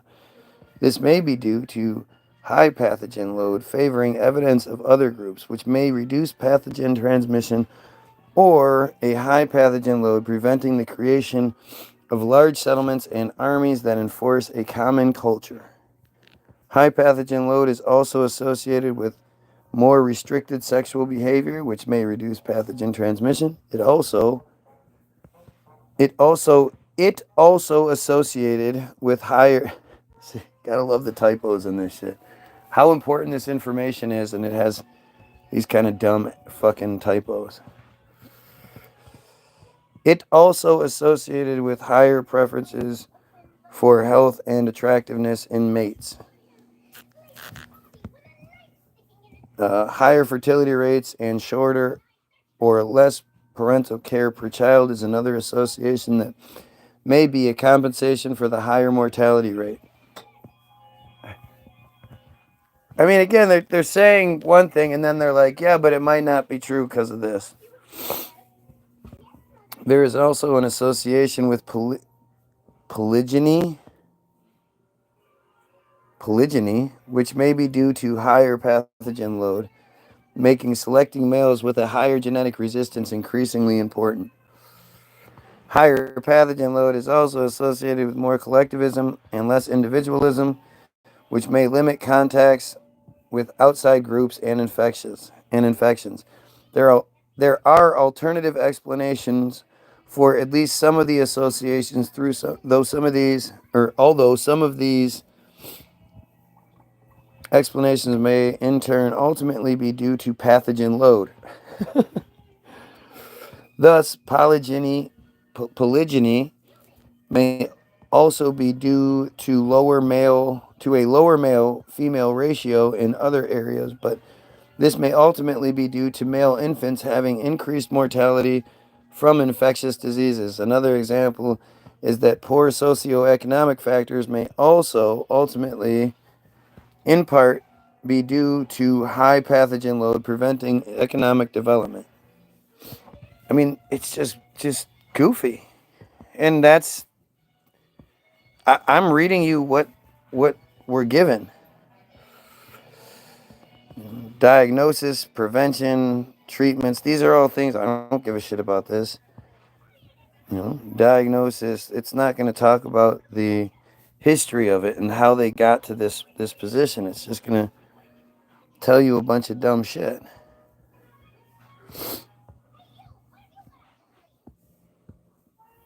So we're back to the germ theory, which we just sort of read about. The miasma theory, though, is crazy.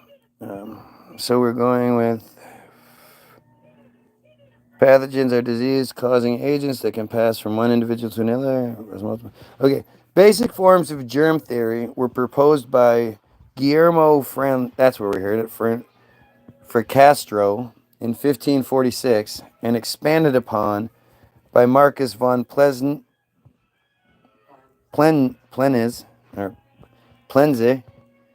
in 1762. So 200 years later, like the first forms of it were proposed by Guillermo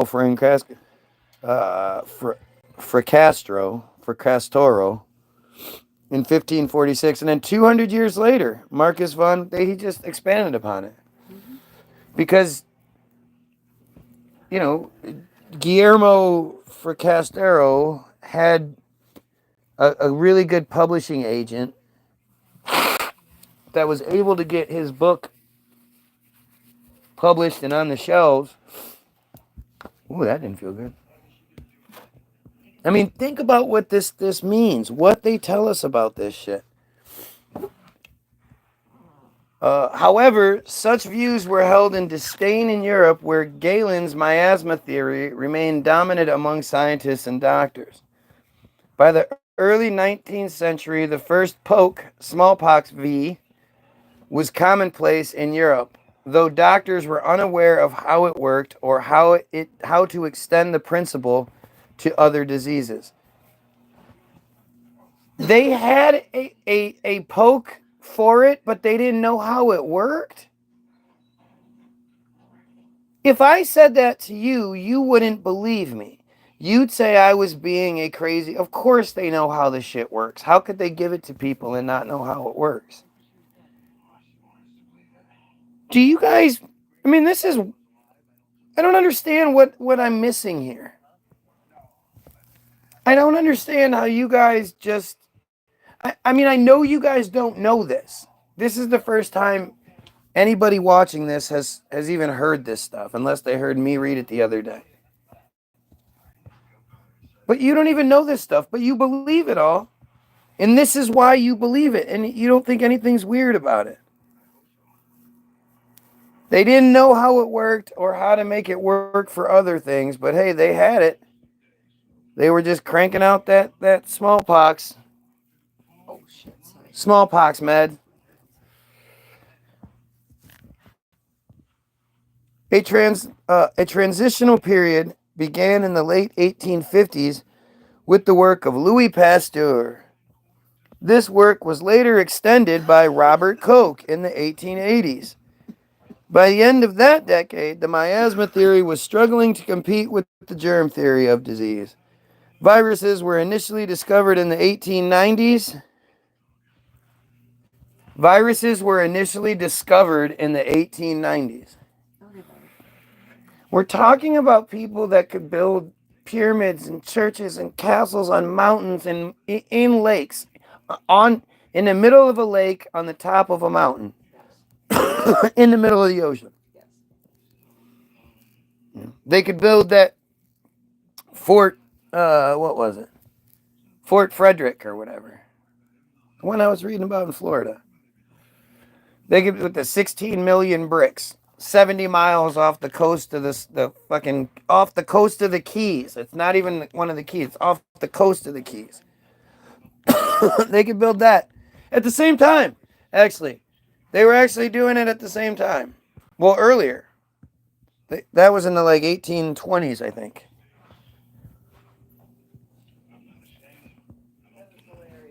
But these guys are not only are they somehow figuring this shit out, it's being propagated to the world, and the world is just, oh yeah, look, yeah. There's invisible creatures trying to invade us. Rolly's laying in the kitchen, and Zeke walked up to him and rubbed on his face, and then looked right at his face and went,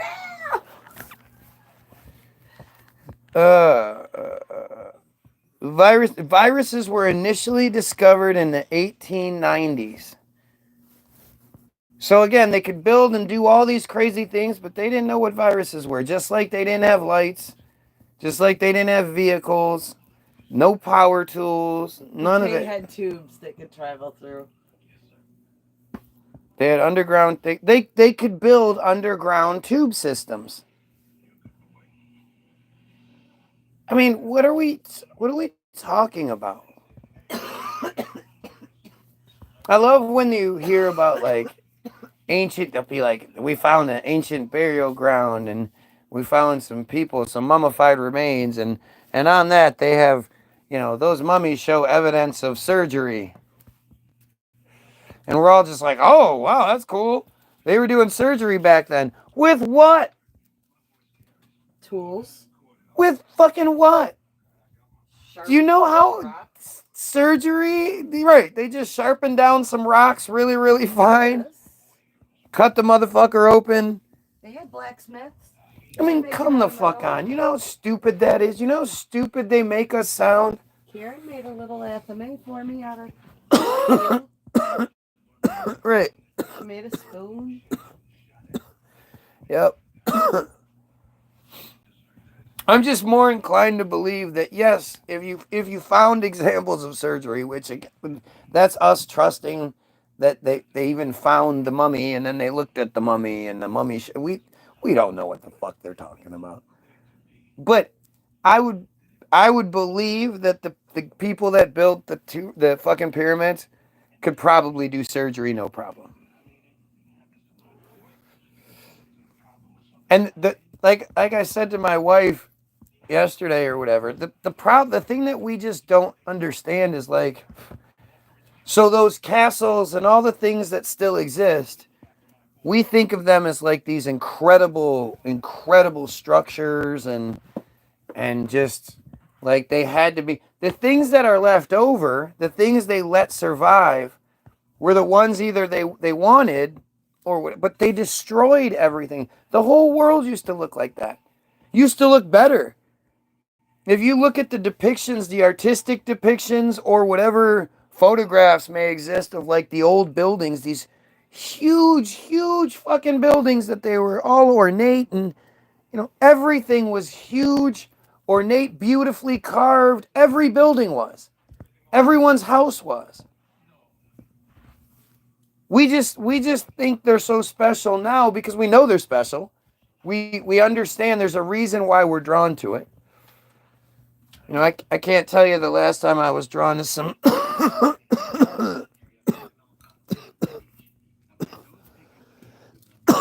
some whatever bullshit. Like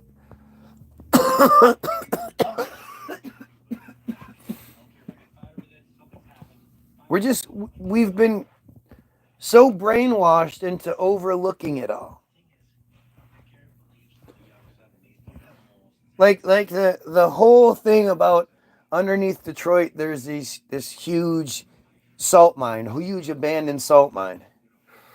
And it's huge. And now they have like an underground city built down there where supposedly storage and who the fuck knows. But it's an abandoned salt mine, meaning someone mined salt there so long ago that it then became abandoned. Like this is long before we should have been able to do something like that.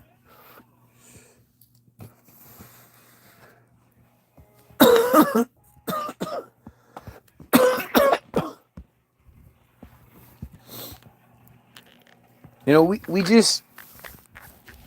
we accept so much reality without even thinking about it. You know, the pneumatic tunnel system that my wife mentioned a minute ago. Like, I don't care if you like what I'm saying or doing or whatever. It's not my conspiracy. It's not something I'm making up. I didn't even know to make it up. We stumbled across it one day looking up other shit, only to find out there was a pneumatic tunnel system. There were multiple pneumatic tunnel systems underneath multiple major cities, which is one, how they delivered mail to all the different places. So not only did these tunnel systems work, but they somehow precisely worked that you could send mail through and it would go to the right place. I mean, it's so... It's far-fetched. It doesn't sound how would you control the mail going to whatever building? They're all going in the same tube. So how does this mail know to go up this tube and this mail know to go up this tube? How did they fucking do that? They did. They had the shit running all throughout New York. You know, there were cities in Europe, like And then there's the whole underground tunnel network underneath Chicago. Chicago itself, we're just so easily brainwashed that they show us old pictures of the landscape, and you'll see all these huge buildings along, along the river that has been completely contained. There's concrete already there. Well, who was building concrete fucking header walls that could set themselves in water like that? Because it's not like they could dig around and then set the wall and dig. There wasn't a lot of space to work with. How did they do all that? When did they do all that? The oldest pictures that exist, the oldest depictions that exist show that. Or they'll show like Chicago as being like this is Chicago in 1720 or something, like 1750. And it'll be like a couple of huts or something. And then it'll be like, and then by, 1804, it's just cityscape as far as you can see. Somehow they just threw together all these magnificent buildings and structures and shit. I mean, all this stuff is distraction. I realize that's what I'm doing, and it drives me crazy because I'm not talking about the genocide that's happening right now. But how else do I convince you that they're lying about the current history? They've lied about every other part of history, and the history that's being made right now, they're lying about it as it happens. And maybe the proof is in if you can see how they lied about everything else, maybe you're more inclined to question the narrative you're given about today, knowing that they're probably lying. It's all lies. Can I use your phone for a second? Mm-hmm. Uh-oh. Do you let the puppy out? No. He's got to go potty. So, hop to it, fat chops. So this is an interesting video. I was looking at this and I thought, first of all, that number hasn't changed since I looked at it hours ago. Funny. But how many people are going to see, oh, that has 666 views. I'm not watching it. I'm not going to watch it. Okay. Quick, and share this as far as you can. Germany, pre-World War I, believed. So this is, I'm going to wait on this because you want to hear this too. So the thing about this, now, I get it, and I agree with it as far as, did you need to go out or something? What's going on? Like, as far as, if you believe the historical narrative, then I don't see why you wouldn't believe this too. Because this is the historical narrative, just more of it than you know exists. This guy's not like, he's not some crazy conspiracy wacko like me. This guy is white. You like white guys. He's soft-spoken, well-spoken. I assume his hair is short.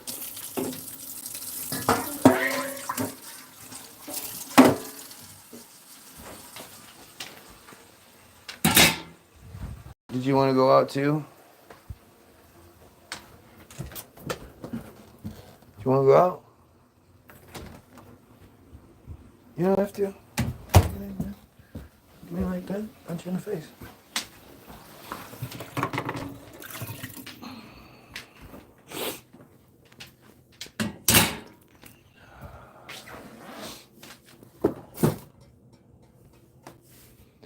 Come on, dude. Let's go. It's cold out there. Come on, butt crack. Come on. It's cold. Come on, you big dumb animal. Come on.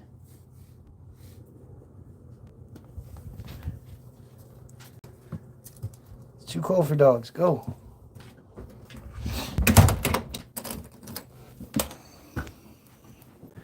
'Cause I'm abusive, yeah. I'm so abusive, yeah. I won't let my dog stay out in the cold, because I'm so abusive. So this is going to take a minute, but He it, just had to go out to go potty. There's nothing out there for him to do. I mean, you don't know that. He could be building a snowman. He could be Do you want to build a snow deck? eating frozen food. Not much out there, but hey, we'll find something. We've Rabbit. built our share of snow dicks at this house. Yes. Well received. Oh. Okay, so check this out. And Jews from the land of Prussia. Quick, and share this as far as you can. Germany, pre-World War I, believed that their sufferings were from the Khazarian Jews from the land of Prussia. The Khazarians were the bankers that were controlling all of Europe after the Spanish Inquisition through usury and interest. Their name was Rothschild or Red Cross. Germany was prepping to be the economic superpower over Europe. The Khazarian central bankers of France and Britain saw this as a threat, but did not have the funds to take down Germany. They drafted up a scheme to use America to fund the World War I with the newly minted Federal Reserve. Britain and allies were borrowing money from the new Khazarian Federal Reserve, which eventually led America into war. Germany was tricked as the bankers planted a madman as a leader. Hitler was planted to scare all other nations to help the allies and central banks. Hitler was a double agent working for the bankers and his own government. The plan was to get the entire West under debt. The bankers from Prussia were and are the real Nazi Party. Prussia was beaten by Russia in the 1700s and was forced to choose a different religion other than paganism. They chose Judaism and mixed it with Baal worship or Baal, forming Kabbalism under Zionism. Those are the Zionists. They conditioned, brainwashed, and used Hitler to bring in the brown coats, brown shirts, and laws against the Germans. The Red Cross, or Rothschild dynasty, played all sides of Britain and the surrounding countries, including Germany. The Red Cross works for the Jesuits, or the so-called Khazars, who are also the Society of Jesus and also known as the Jesuits. Their heritage goes back to Samaria, Assyria, and ancient Egyptian pharaoh family bloodlines. Some historians have connected the bloodlines to even Mesopotamia and Gilgamesh, even to Nero and Rome. The Society of Jesus controls the Catholic Church under the current family of Orsini. Germany had loans with the Red Cross and was tired of their control. According to Wikipedia, this is what the world wants you to know. World War I's excuse was the German government believed that the onset of war and its support of Austria-Hungary was a way to secure its place as a leading power, which was supported by public nationalism and further united it behind the monarchy. A month after the assassination of Archduke Franz Ferdinand and his wife Sophie on July 28, 1914, the Austro-Hungarian government declares war on Serbia. Immediately, and within a period of 6 days, European countries declare war upon each other. But the actual records, if you dig deeper, was that Germany wasn't going to pay back their loans to the central banks. France and London both controlled Germany, and Germany wanted to be the superpower. And according to the German leaders, the Jewish Khazarians from modern-day Ukraine, that was Prussia, were the curse upon the world. They knew they were not the real Jews of the God of Jacob and posing as God's chosen. They decided, Germany, through the Gestapo's influence, to try and wipe out the bloodlines of Mesopotamia, or the sons of Cain. The Gestapo in Germany was actually under the control from Hitler, who actually was a turncoat for his own country. So even though the leaders of Germany wanted to get rid of the Khazars, unfortunately, the Khazars were one step ahead of them. 1 year before World War I, the Federal Reserve was created. The central banks of Europe didn't want to fund the wars. Once the war started, Britain borrowed from the United States. Brand new Federal Reserve since Liberty Bonds failed, which was public donations. Nobody wanted to go to war. Britain borrowed from the Bank of France and the Federal Reserve. The Federal Reserve borrowed from the central banks too as well. The central banks ended up taxing their own countries to pay for the war. The war was about taking control of the threat of Germany's growth and the start of a new world order. Germany knew it and knew the bankers were getting ready for it. Albert Pike, with the help of Adam Weishaupt, brought back the Knights Templars to recreate the Freemasons, whom did the dirty work behind the scenes as spies and Secret Service. They were similar to modern-day CIA we have now. The Germans knew they were cornered. Russia didn't have their back because they too lost to the bankers during the Bolshevik Revolution. Germany did what any country would do in such desperate measures, try and take out the bankers, all by themselves, who had them cornered. Germany lost. The bankers won. This was the beginning of the takeover of the world by the Khazarian Jews. Not the real Jews, the Khazarian Jews from the land of Prussia, modern-day Ukraine. One could argue they have had control ever since, as many of the top world leaders wear the Red Cross bracelet, symbolizing their loyalty to the Society of Jesus. Next on the list of the takeovers was the Middle East and Asia. The rival to the Orsinis was the Breakspear family, but they love each other, who have been silently buying up land and corporations in Asia. The next move now is to force the United States to start World War III as the new Germany 2.0, and Trump is the next patsy replacing Hitler. With the PSYOP Q promise or white hats and promises of Nasser and Jassera dangling carrots in front of the American people, the bankers have been able to keep the gun owners at bay while their controlled Congress files down their amendments and rights. The bankers used sex, gender, race, and the left and right political paradigm theater to give the appearance that the people had a choice, yet they continued to fight against each other instead of fighting the bankers, the real true ones who started all of this.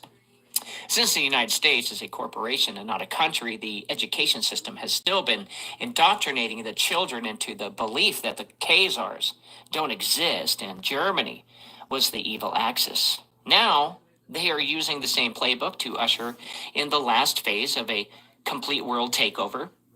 Albert Pike laid the groundwork in their lodges nationwide in America to make sure the public are still dumbed down and conditioned as they prepare the world for a war against Islam, Christianity, and Judaism.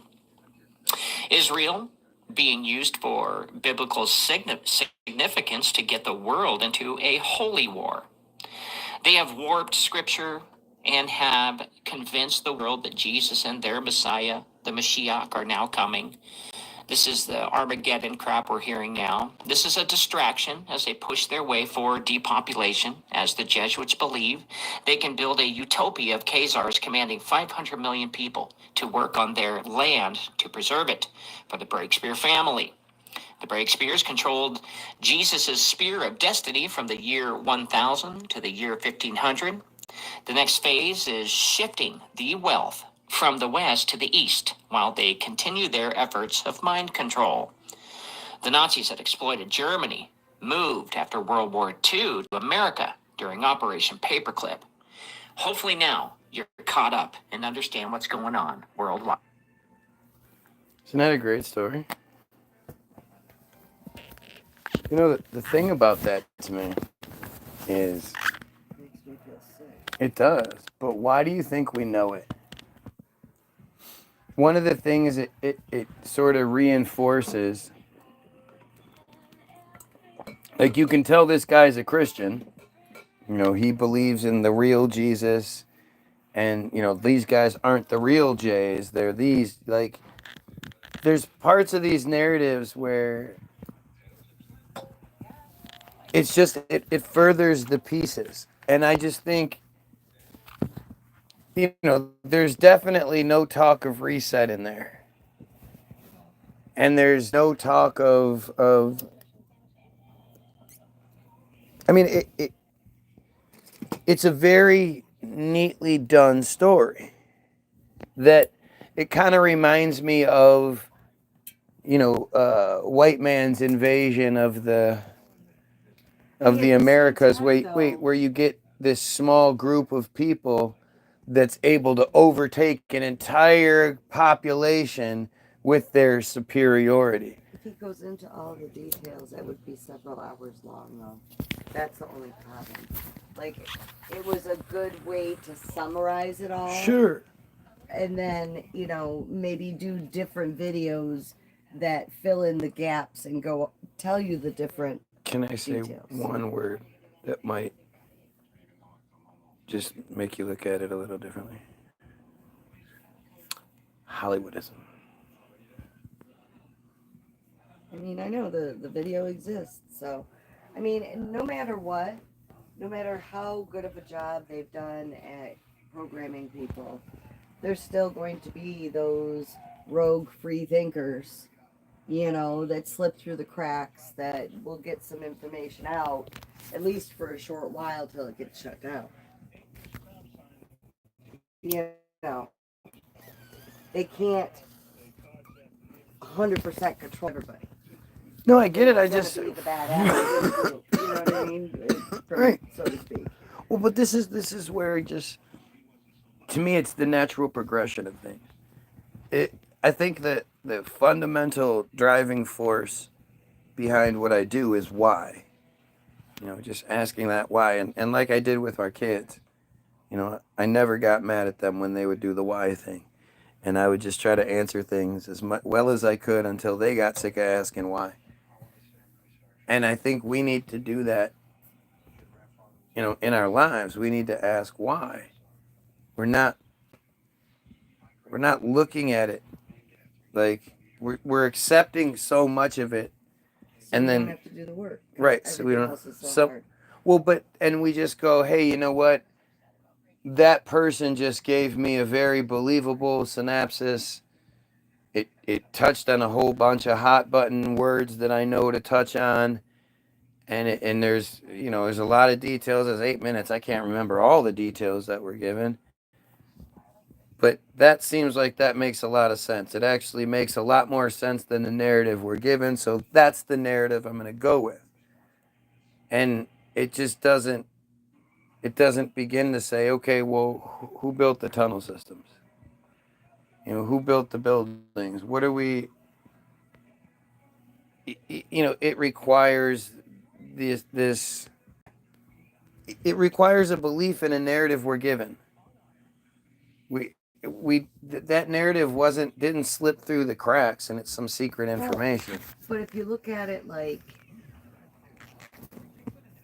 the reason people don't ask all the whys and look into things more is because it's work and they're already tired. Right, and Why life are they sucks. tired? On purpose. They Right. distract us by making everything so hard, making us have to work, some people 2 jobs, and then have to take care of the houses and still barely making it, so they're so stressed out they're not even sleeping well, so they're not thinking correctly, and they distract us with making life impossible. So we don't have the energy, the time, or the inclination to even bother. Yeah, for sure. But the other thing is I think, and this just dawned on me, but I think it's kind of like with you, where they've made it boring. In your head, you think it's gonna be boring, not realizing that the real sort of history is actually kind of exciting. See, to me, the reason it's boring is because I know so much of it is That's what I'm saying. false. That's what I'm saying. So I think like what they did was programmed you through years of schooling where you inherently knew you were learning bullshit. So nowadays, the concept of going back and learning that history, you're like, yeah, no, that was boring. I don't want to do that again. Not realizing, again, it's actually pretty exciting to think about and to get into. but because you're already, your predisposition is that it's going to be a bad Lies. time, lies, and that you won't do it.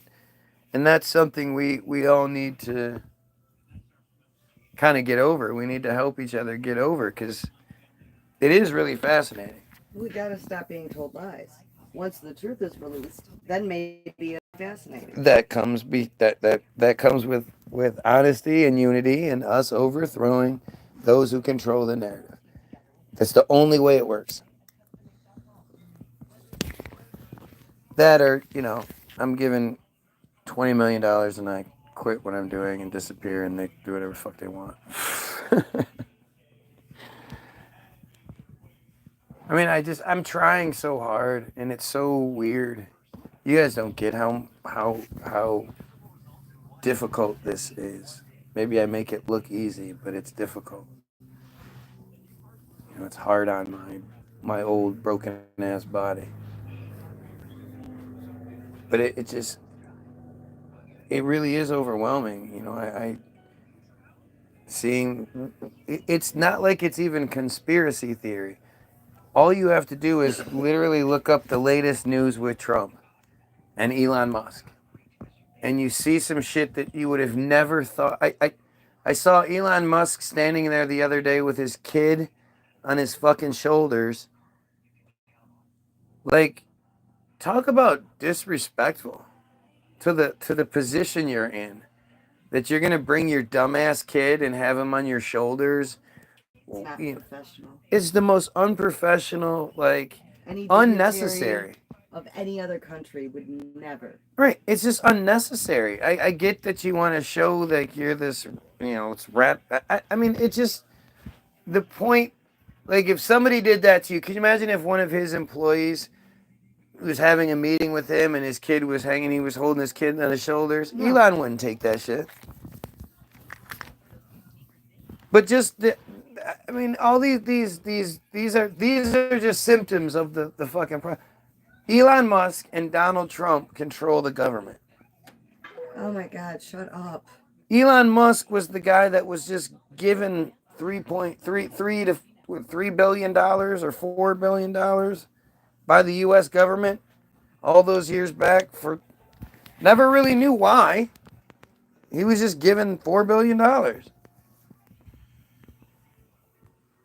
Because, we all couldn't do great things if given $4 billion. It's just fucking wild. And it's really scary, like, how many stupid people are out there watching these things happen and thinking, like, this is going to work out well for us. Yeah, this is all good. I know the one thing that hasn't happened is the gas prices and food prices gone down. The cost of living hasn't gone down. We're supposedly saving all this money, cutting all this fat, and yet, where's that money going? Who gets it? Right? Just fucking. What are we doing? Oh, they're paying down the deficit. Oh yeah, we gotta. That affects you and I. We have to pay down the deficit, the debt to the imaginary bankers. Right, the bankers. That's literally it. It's paying. If we're paying down the deficit, that means we're giving money to the people that already have all of the fucking money. That's fucking wild. Right. Canada gonna be the 51st state. How could Canada be a state? Canada is huge. Canada is multiple states in itself. Provinces, or whatever the fuck they're called. But just stupid shit. And Israel is the 51st state. Canada's definitely not. Maybe Israel is like the 48th or 49th state. I don't know. I don't know when it actually got its statehood from us. I know they got the visa waiver program 7 days before the totally surprise October 7th attack.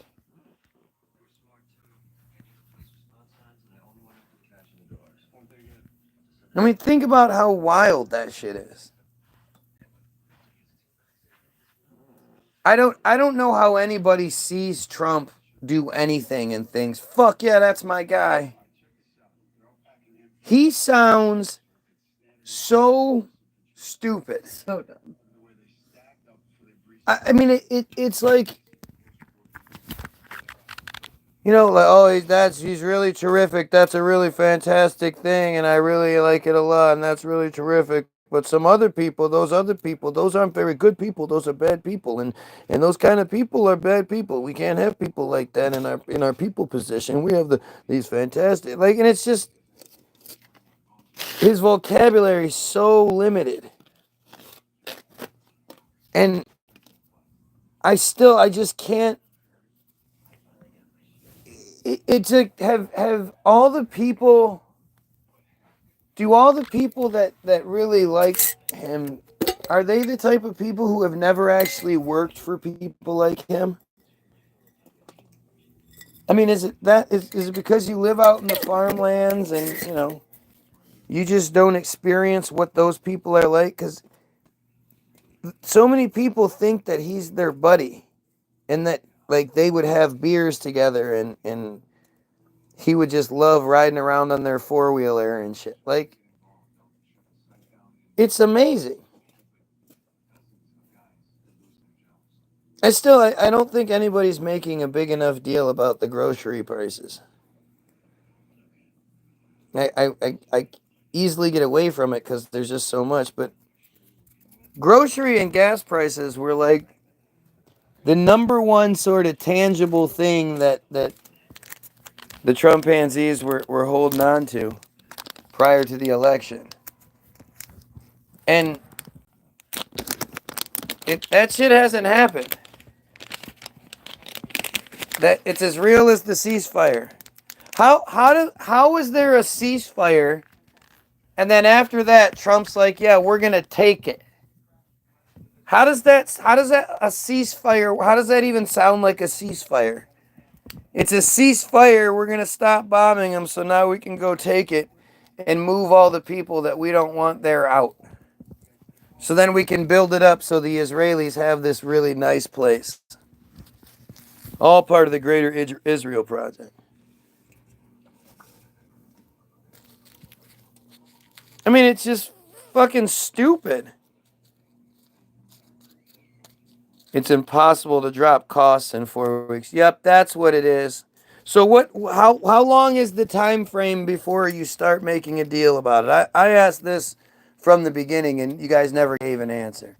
So now they're able to do all of the crazy shit that's going on, but sign whatever magical legislation you think exists that will drop gas and food prices. Can't do that. Nope, can't do that. Can rename the Gulf of Mexico, but we can't do that shit.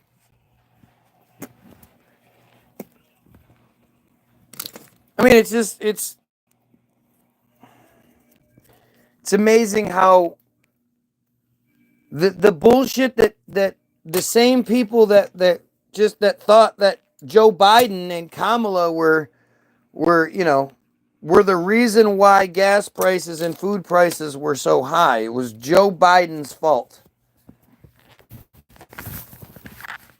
They could do it. They were the ones raising the prices, but Trump just can't do it yet. We can do all these other things, but not the thing that could literally help us. The thing that would literally help us in the magical way. I don't even understand what the way is.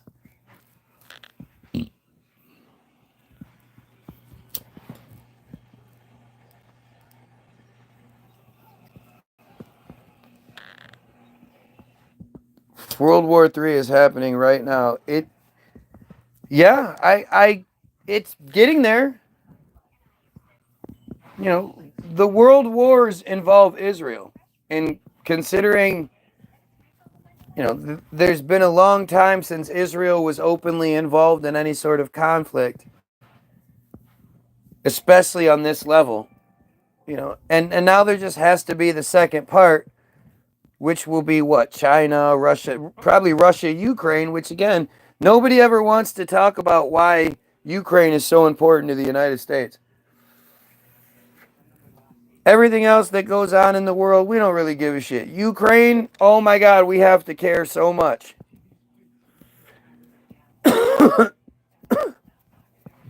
And it's literally, because Ukraine has one of the highest J populations in the world, or in that region. Gas prices can't crash due to being a requirement for our nation to function, but more yeah, that's what it is. More drilling will fix it. That's what it. We just don't have enough. Trump said that we had reserves that will last 25 years. When the gas prices dropped, when they let the gas prices drop and they almost got to $1, Trump was boasting, saying we have reserves that will last 25 years. We'll never need to rely on foreign this, that, and again. Nope, guess not. There hasn't been a time they haven't been in conflict. They're literally surrounded by enemies. And right, they're surrounded by enemies who want to kill them, but yet nobody ever attacks them. Gee, that's just strange, huh? They're the ones that are constantly attacking other people, but hey, that's okay. That's either preeminent strikes or in a response. Anybody who starts talking this kind of bullshit, it's just insane. It's somebody who doesn't actually know what's going on. They've been following the story since October 7th like they were supposed to. Nobody has attacked them. No one has attacked them. There's no attacks. That October 7th thing was a false flag. There was no Israelis killed on that day and no Israelis taken hostage. It's all about what you're willing to see. You know, when they show you that the supposed hostages that have been held for a year and they look exactly the same as when they were supposedly taken, they're in good spirits and waving, they have makeup on, you know, their skin's tanned, they still have their little jowls, they weren't starved. Then you find out that, you know, oh yeah, they kept them, you know, they weren't actually held in anything. They had beds, they had blankets. They had to wash the dishes. I'm actually from that region. Oh, well, then I believe you. I believe you. Anybody that supports Israel is somebody that you can believe, because Israel's the victim. The Jays are the worst people in the world, man. Come on, all they do is lie. Literally, all they do is lie. There was no Israelis killed on October 7th. It's all bullshit. Yep, that's what I think. I think I'm wearing the glasses. Because again, instead of addressing what I'm saying, just keep saying stupid shit. You know, you can't prove that any Israelis were killed. The only proof that they'll give you is a list of names. Because a list of names means it must have happened. It must have happened. It's like, oh yeah, you know how they went to the moon? All you have to do is calculate the fuel. They give you the amount of fuel. You know how far away it is. Where could they have gone with all that fuel if they didn't go to the moon? Well, that's it. Yeah. Yeah, I'm sure you do. I'm sure you know a lot of people over there. Yep. And they were all killed.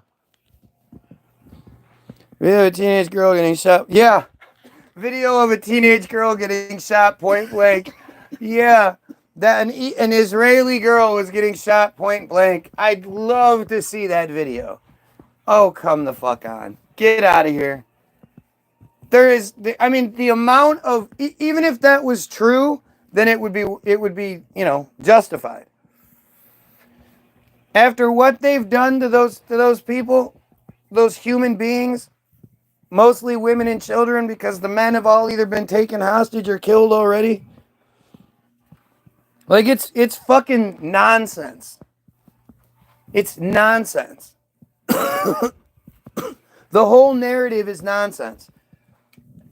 There's a reason why every time it's reported they reported as around 1,100 people in Israel were killed that day. Because they're not necessarily lying. The Israelis immediately bragged about having killed 1,500 Palestinian militants or Hamas, like almost immediately killed all these people. The settlers just started killing people. So when they say around 11, yeah, they're telling the truth, except it's more like 1,500. But if they were talking about Israelis that had been killed, they would say around 1,100 completely innocent, beautiful, fantastic, none of them ever done anything wrong in their lives, Israelis were killed. Like they would identify them as Israelis were killed, not people in Israel. It's all bullshit.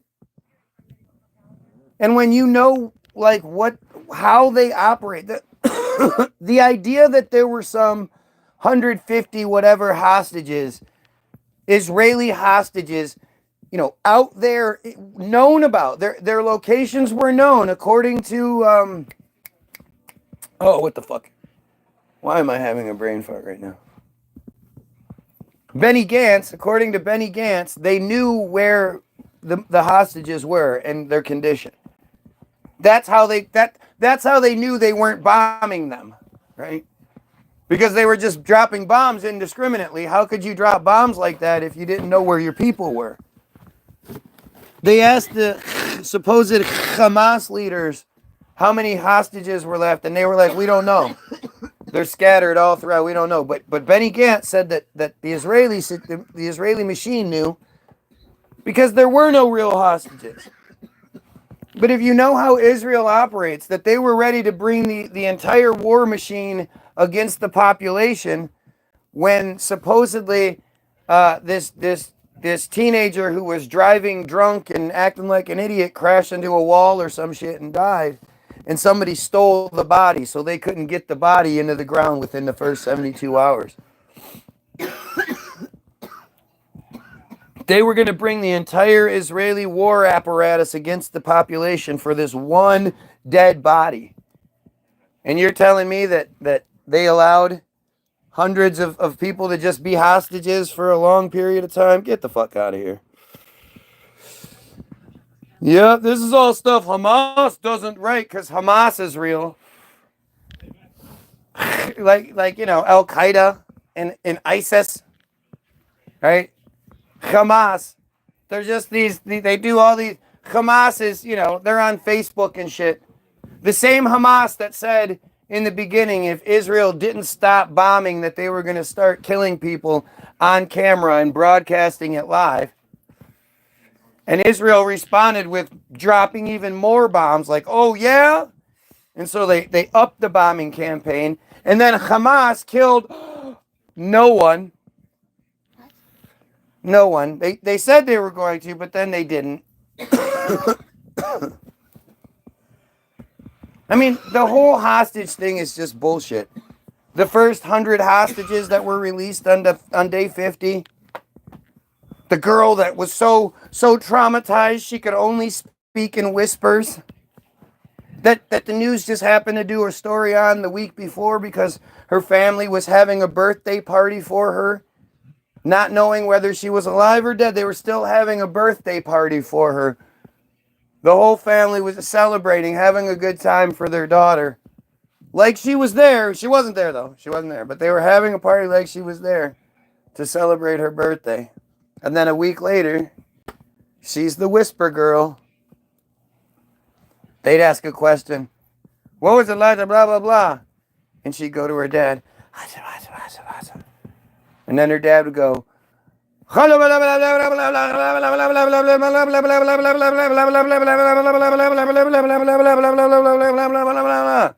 That's what she said. For real. Like she didn't say that. She just whispered something real quick.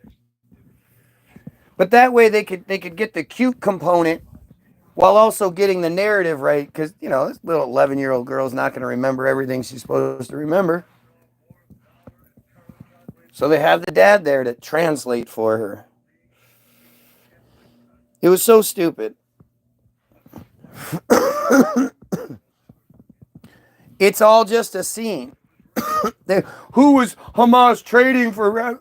Did I don't know? Did a video come out this time? Because I know after the first 100 hostages that were released, a video came out right afterwards showing those same hostages laughing and joking, shaking hands, hugging, saluting their supposed captors just before being taken to be released. Because, you know, that's what you do. You're like, hey, I'm going to miss you. Come here, give me a hug. Because they're not real hostages. You know, when they pull them out of a house that they just happen to show up to and kill everybody in, if you were to pay attention, you'd see that however many soldiers went in, however many hostages came out, that many less soldiers came out. They just go in dressed like soldiers and come out as hostages. They're apparently everybody else in the world that has hostages treats them like shit.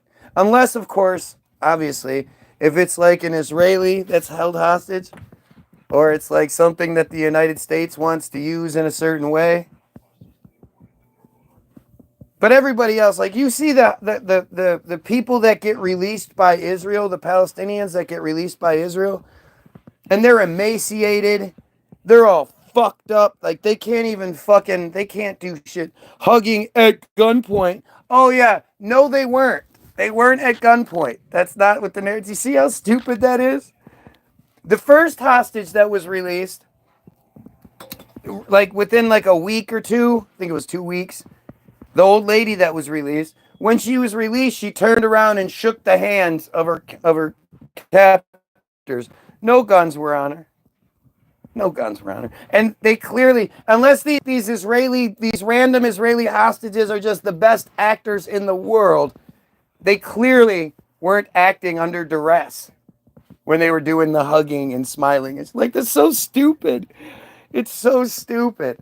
But the old lady said that she was treated really well, that the only violence she experienced is when they first took her and she had miraculously healed up. You know how old people, when they get a little bruise or something, it's not like it turns into a giant fucking strawberry that doesn't heal up for months.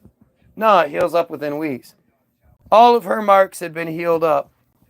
And she said that they gave them kosher meals, and that most importantly, that all of the elderly were assigned their own doctor so that they could make sure they got all the medicines that they needed, because they didn't want somebody like me pointing out that how are all these elderly hostages getting their medications. Meanwhile,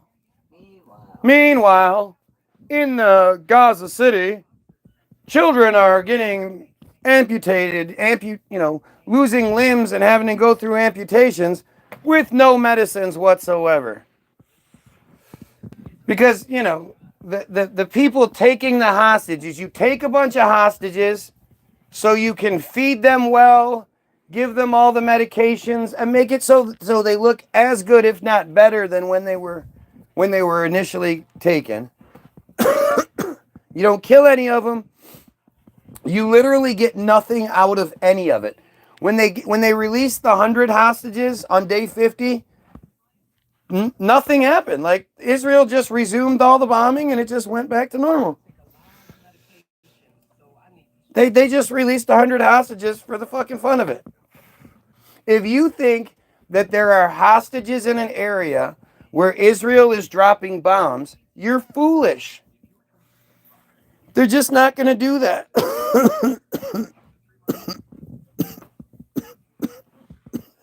So wait, they treated the hostages nicely, but the hostages weren't real. Which one is it?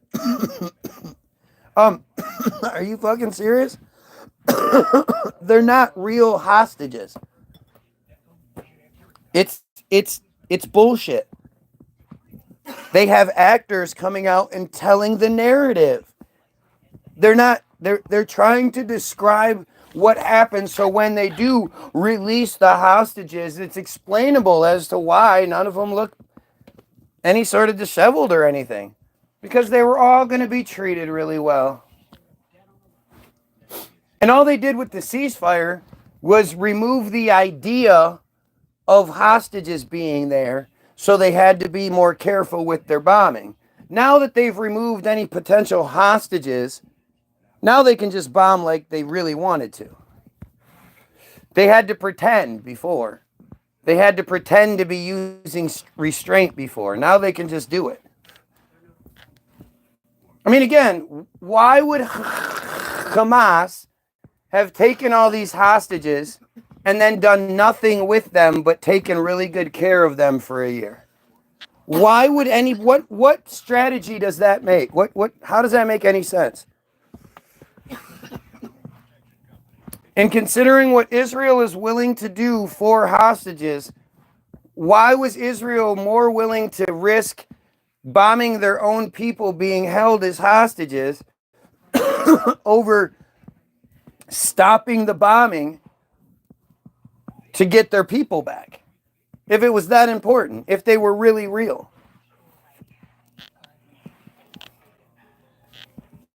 It's all just fake. It's a fake narrative. And Israel is famous for putting out fake fucking narratives. I mean, look at this person's arguments. These arguments are just dumb. I'm supposed to believe that somehow a bunch of hostages were taken by people on motorcycles. Okay, get on the back of the motorcycle.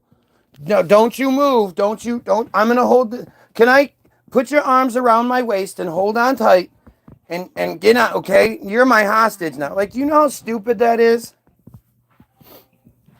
Do you know how stupid it is to think that Israel, knowing that there was an invasion happening, went ahead with a music festival anyway? Isn't it crazy how the most heavily surveilled area in that region has very, very few videos showing any of this shit happening? Oh, there's the videos from the festival that show people running. Oh, okay. Yeah, they're running. There was one video that was supposedly a dash cam, a car dash cam, that showed some supposedly Hamas soldiers walking up and down looking for people. Except this camera was moving on its own, zooming in on its own. Crazy how well that magic camera worked. I mean, the whole narrative is stupid. And so, of course, they're not going to tell you things. You're going to have to be sort of a detective here. But when you look at the fact that this happened, so according to Wikipedia, according to the 2022 or 2020, well, I looked at on November 7th, 2023, I looked up Israel-Hamas war 2023. Amazingly enough, the supposed completely surprise attack that totally took Israel by surprise, had no idea. Somehow Israel just failed on every level, every safeguard, everything just happened to fail this one time. The supposed attack started at 6:30 a.m. local time, October 7th, 2023. Funny thing is, the first edit on the Wikipedia page for Israel-Hamas War 2023 was made at 6:22 a.m. October 7th, 2023. It was made 8 minutes before the surprise attack even happened. Even if that was reversed, it would be pretty amazing that within 8 minutes of an event happening, that somebody would be able to create a Wikipedia page that has the full narrative of what's happening, just laid out just like that, 8 minutes later. But it's in fact, it's 8 minutes beforehand. Isn't that an amazing coincidence? Isn't that just an amazing coincidence? They claim that somehow Hamas launched 5,000 rockets within the first 20 minutes. It all happened so fast, nobody was able to get any footage of it. It was so fast. It all happened so fast. 5,000 rockets, that's 4 rockets per second. Somehow, Hamas was able to sneak 5,000 rockets through the Israeli blockade that keeps food, medicine, lumber. You know, they don't want lumber to be used against Israel, so they keep everything out. But they somehow were able to sneak in not only 5,000 rockets, but enough rocket launchers to be able to launch them 4 per second for 20 minutes. Who funded that?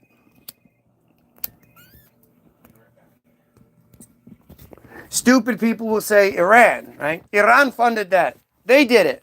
So Iran funded an initial attack, 5,000 rockets, rocket launchers, all that shit, and then was like, all right, good luck. We're not going to help anymore. No more.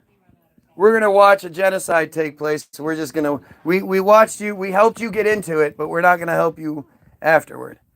Yeah, that makes so much sense. Right? That makes so much sense.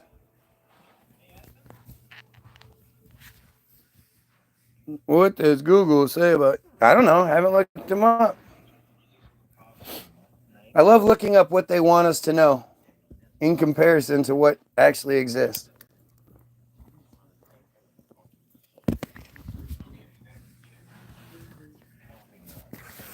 I mean, it just so happens to be the guy that killed the guy that supposedly killed Kennedy happened to be a J. It just happened to work out.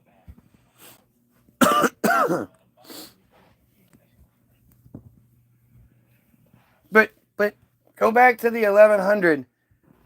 Show me 1100 funerals on the 7th, 8th, and 9th. It would have to be the 7th, the 8th, and the 9th, right? Israel would have had to be just funeral city for 3 days. And yet, it wasn't. How would anyone even accommodate 1,100 funerals? Around 1,100 funerals. And you would have to assume a lot of those would actually, if it happened at 6:30 a.m., that would mean by like 8:30 a.m., they were probably already running with funerals, right? Knowing how Israel works. You know? You guys have to know about a person here named Samantha Wool, a J community leader that was supposedly found dead at 6:30 a.m. on October 21st, 2023. They tried to say it was about Hamas, but they couldn't. She was found dead at 6:30 a.m.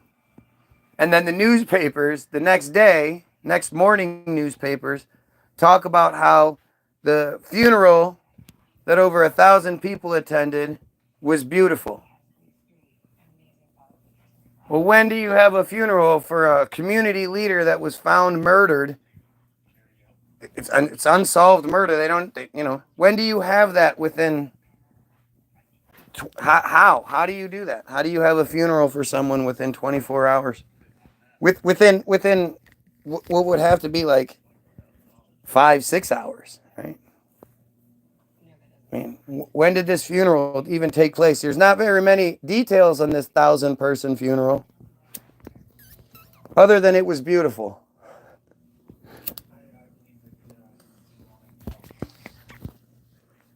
But you know that 1,000 people attended this funeral. This was a community leader, so, you know. I mean, how does it transition? She was found dead, multiple stab wounds. There's no investigation. There's no autopsy. There's none of that stuff. None of that exists.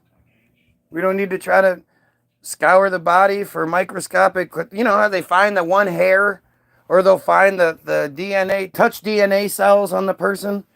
How could they find the touch DNA and shit within I mean, I would assume like a couple of hours of her being found dead. How do you even begin to have done any sort of investigation within a couple of hours of being dead? It it just doesn't make any sense. But apparently that's they love running with that. Every time they say a Jay is killed, they're immediately buried so that there's no investigation that can be done. They give you the narrative of what happened. There's no private investigation. There's nothing. It doesn't even make sense how fast they're able to do it.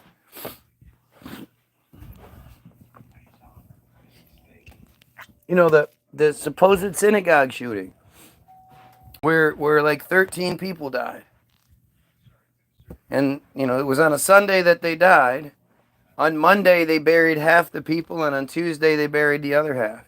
You're telling me that these small communities can be burdened with 13 funerals within 2 days and basically 24 hours of each other? Could happen. And that's how that happens, huh? It just accommodates all the people that would want to be there, all the relatives coming from all of it. Yep, makes sense. And yet, Israel was able to do 1,100 of these funerals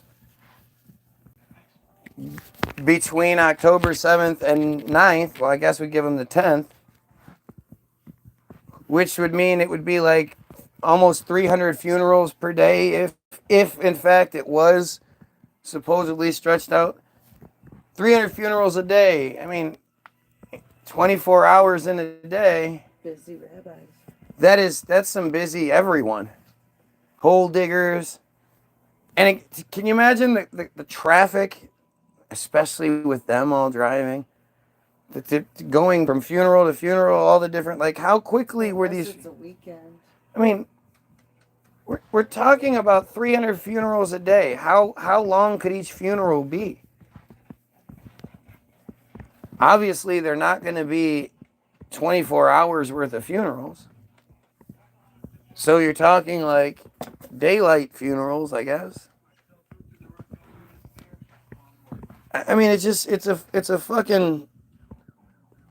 My uncle was murdered. Yep, I'm sure he was.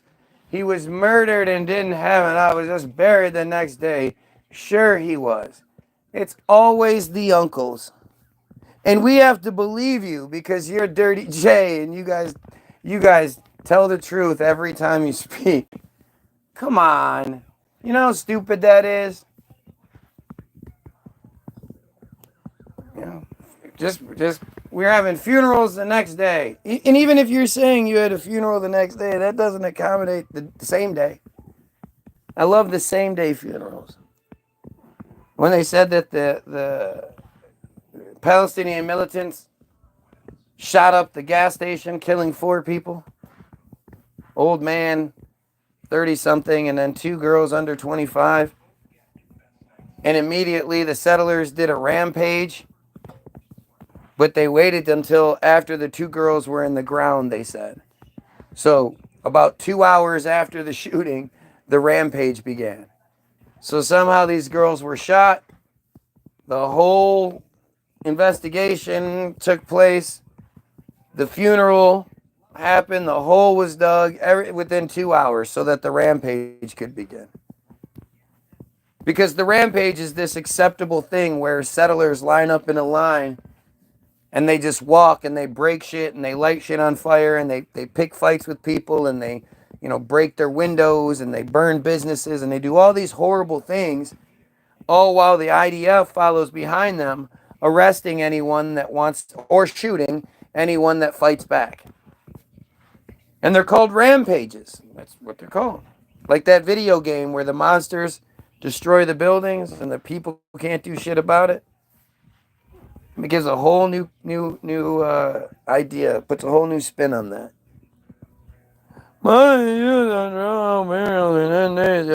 Sure. So it can happen within hours, especially when it's a murder that, law says has to be solved. But yet somehow your bullshit overrides it. Gotcha. And again, everybody within, however, can drop what they're doing and immediately go to your unplanned funeral. Yep, that makes so much sense. You know, all these funeral homes, they're well prepared for people to come in and say, hey, my friend just died 20 minutes ago. And they're like, all right, give us 40 minutes. We'll have it all set up. We'll call all your relatives. They'll all be here. We'll have the whole process take place. We got a nice suit. It's all good. Do you know how stupid that is?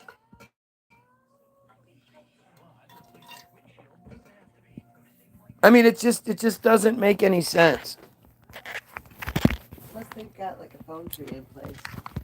It still wouldn't make any sense. It's a phone tree. That people can still, that they have not, like, oh The shit. Jays live on tragedy, so they've got their, we got the call for the funeral, and they've got the funeral closet all prepared with the attire, and throw on your funeral clothes, throw them on real quick. Like No, they don't, because it doesn't happen to them. It never happened. Whenever a Jay is killed, it's automatically like, oh, this is a hate crime. They tried everything they could to attach hate crime charges to this Michael Jackson Bolanos guy. Even though her Jay boyfriend admitted to doing it. He called the police and said, I did this. I don't remember doing it, but I did it. And then he was given immunity because he apparently had taken 2 doses of his medication that day, hit his weed pen 4 times, and that made him call the police and tell on himself. Super believable. Super believable.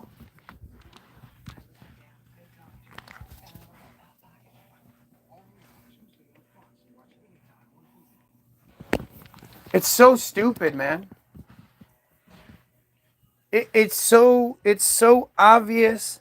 I mean, how come we're not all in a fucking uproar about Shireen Abu Akleh?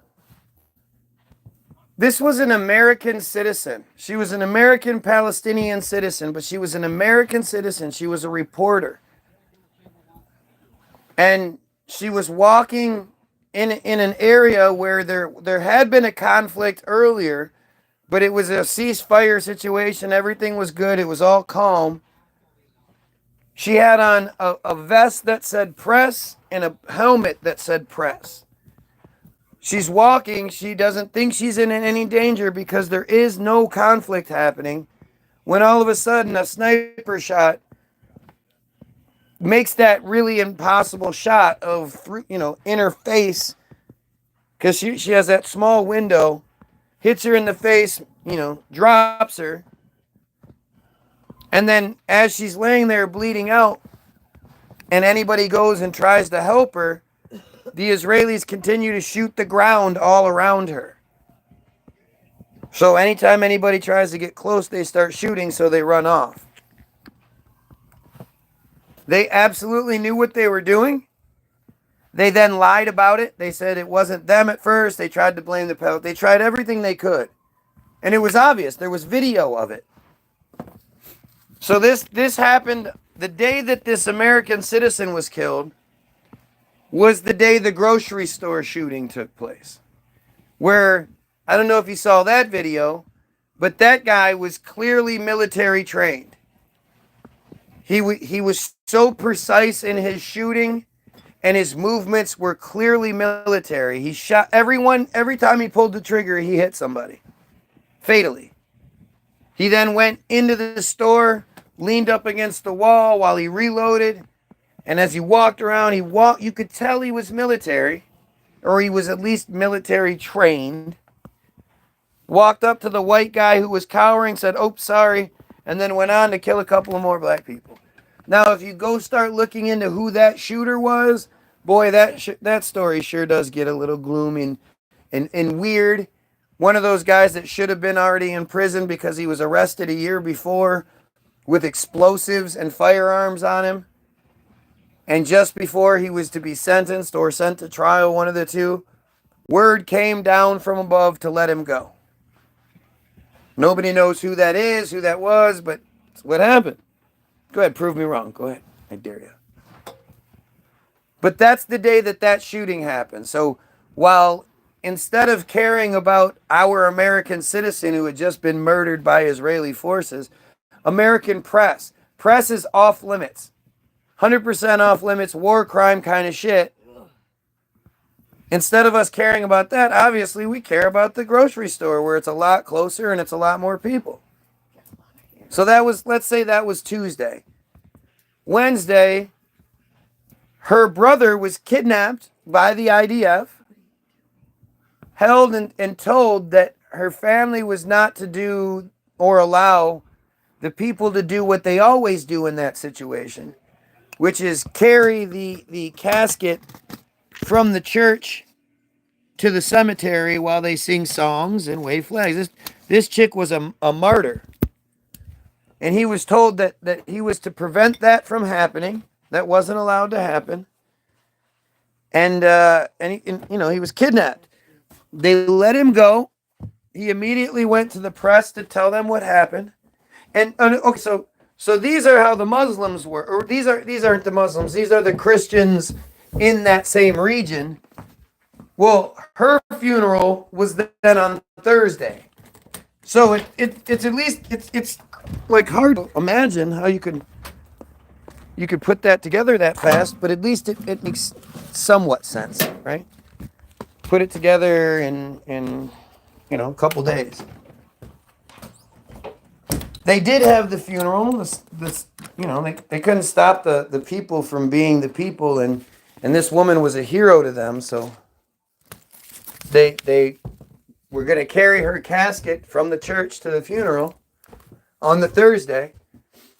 And the IDF, the Israeli Defense Force, showed up to the funeral and attacked a goddamn funeral.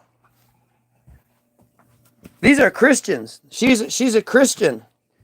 She's Christian, woman, press, American, all these things. Did you hear the Pope come out and condemn it? No.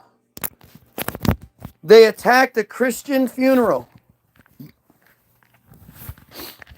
They were using flashbangs and smoke grenades. They ran up and were hitting people with batons and clubs. They almost made them drop. They dropped the casket, but they were able to catch it before it hit the ground. Honestly, as depressing and whatnot as it is, I wish they would have let it fall and her body would have fallen out, because that would have been very newsworthy shit. That would have been something that would have been real hard to cover up. But they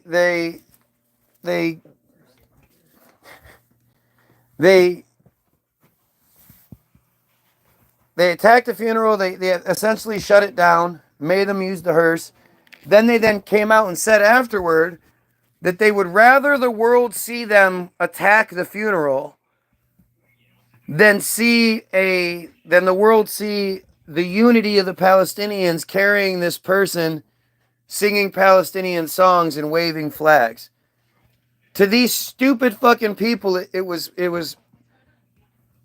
better to see them attack a funeral. I've never seen or heard of a government agency attacking a funeral like that before. If you can point one out to me, I'd love to hear about it. But they literally attacked a funeral, and that didn't cause any alarm, because that Thursday was the day that the shooting in the Texas school took place, where 19 kids and 2 teachers were killed, all in the same class. And yet all of the parents were there till like 3-4 in the morning the next day. They all had to give DNA samples to get their kids. All the other parents for all the other kids in the school. All the shootings took place in one classroom. And yet every other parent had to give the DNA up, give a DNA sample in order to get their kid back. What kind of crazy shit is that? Not a very believable narrative. And boy, that shit never gets celebrated each year as this tragedy that needs to be mourned and blah, blah, blah. I don't even know what day that was. But I do know that it would be irresponsible of us as Americans to care more about one person's injustice as opposed to a bunch of children supposedly being killed. These were 19 children being killed. How else do you cover up a goddamn military attacking a funeral? You better bring out the big guns. Better have a bunch of children being killed, because otherwise people are going to be like, they what? They attacked a goddamn funeral? How does anyone attack a funeral? Who does that shit?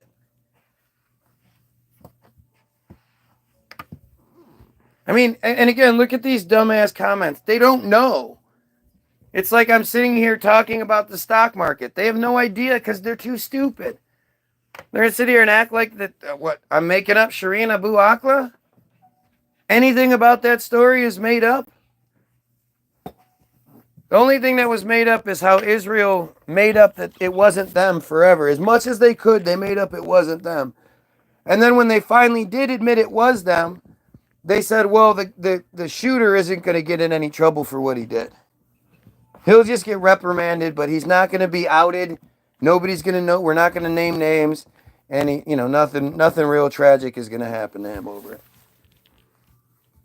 And our American government was totally okay with this. The crazy part is how they actually used the shooting to cover up for the funeral. Because as crazy as the shooting is, the more abhorrent story is them attacking the fucking funeral. I mean, yeah, governments assassinate people, and that's crazy. You've never, ever seen or heard of a government attacking a funeral before. And yet, the Israelis did it, and we're like, let's just keep giving them money. They're good people. They're the victims here. They're the victims. Oh, look at the dumb shit the person was saying earlier. Doing the, oh, so what you're saying thing is, oh, so, because they couldn't actually answer anything I'm saying. So they make up versions of what I'm saying, but it's their own version so they can argue it. Instead of actually addressing what I'm saying, they're like, oh, they give an argument that they can then argue with their stupidity.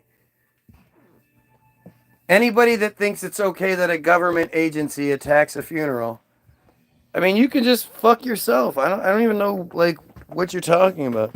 Just curious, where do you get your information? From the fucking news. Are you kidding me? What, you think this is a made-up story? Here you go, dum-dum. Oh, it's so hard to do this. Shireen. Shireen Abu Akleh. There we go. Look at that. Died May 11th. Here, we'll do the overview because you think it's a lie.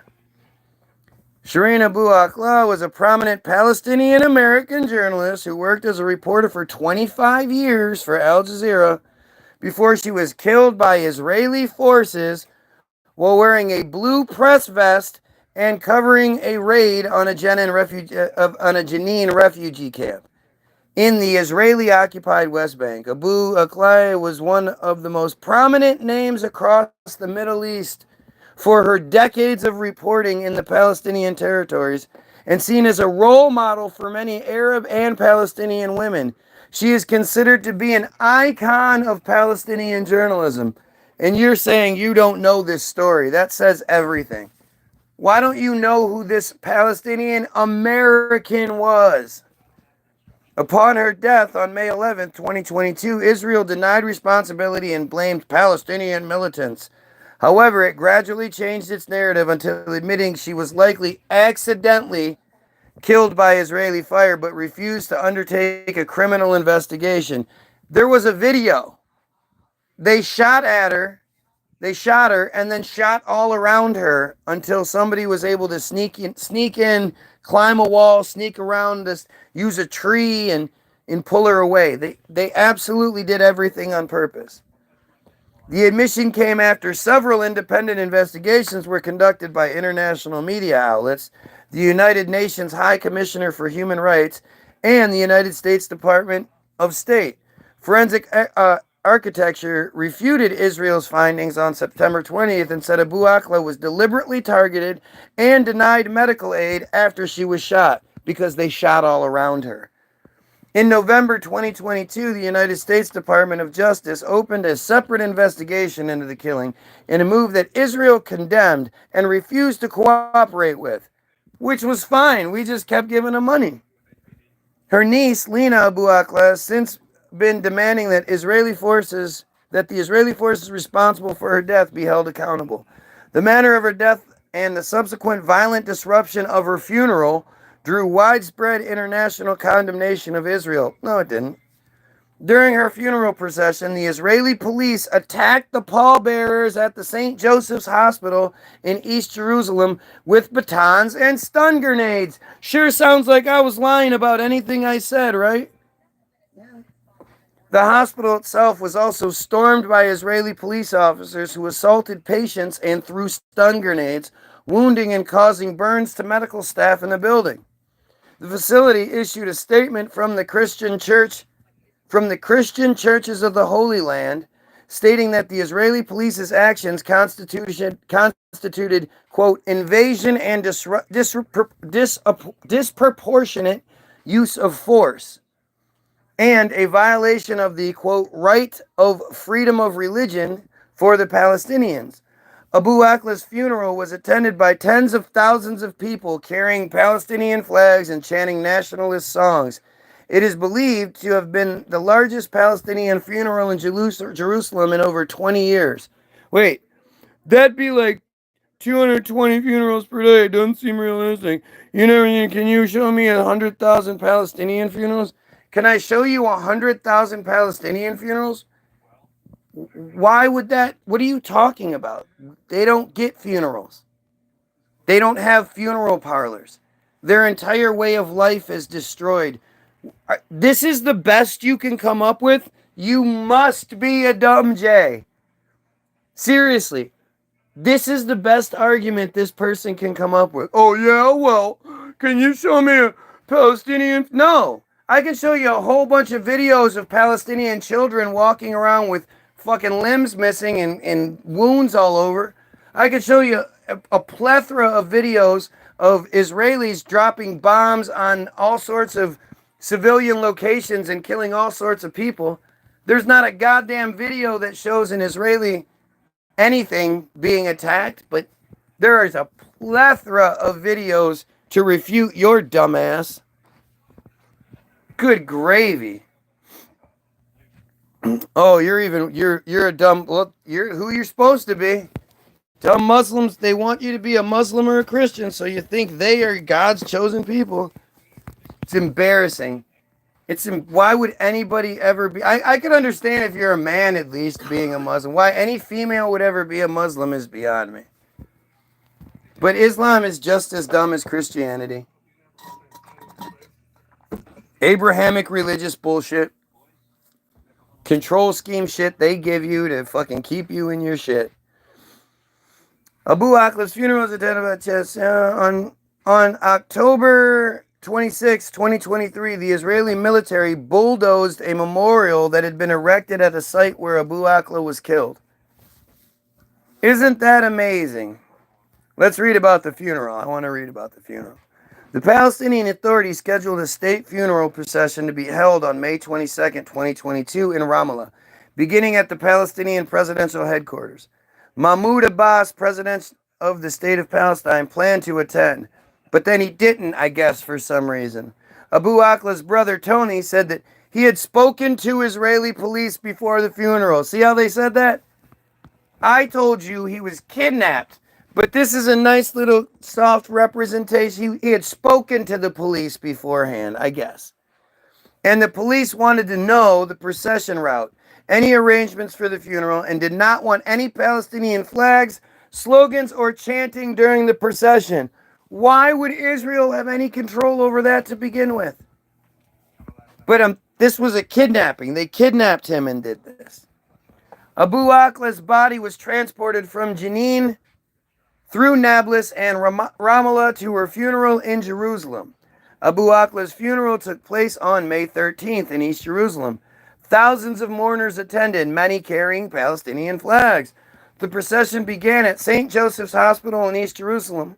As the funeral began, mourners insisted her body should be carried on their shoulders, a common occurrence in Palestinian funerals. Israeli police burst through the gates and attacked mourners with batons and stun grenades, some repeatedly hitting and kicking pallbearers that were backed against a wall, resulting in her coffin nearly falling to the ground. The Israeli police said they attacked on the grounds of the crowd, disrupting public order, saying that 300 rioters had tried to take over the casket. But this allegation was challenged by Abu Akleh's brother, and the fucking video. There's video of it all. Israeli police tried to prohibit the mourners from publicly displaying the Palestinian flag, but mourners waved the flag and chanted, "Palestine, Palestine." The police said, without providing evidence, that stones were thrown at its officers, as always. This is always what they claim.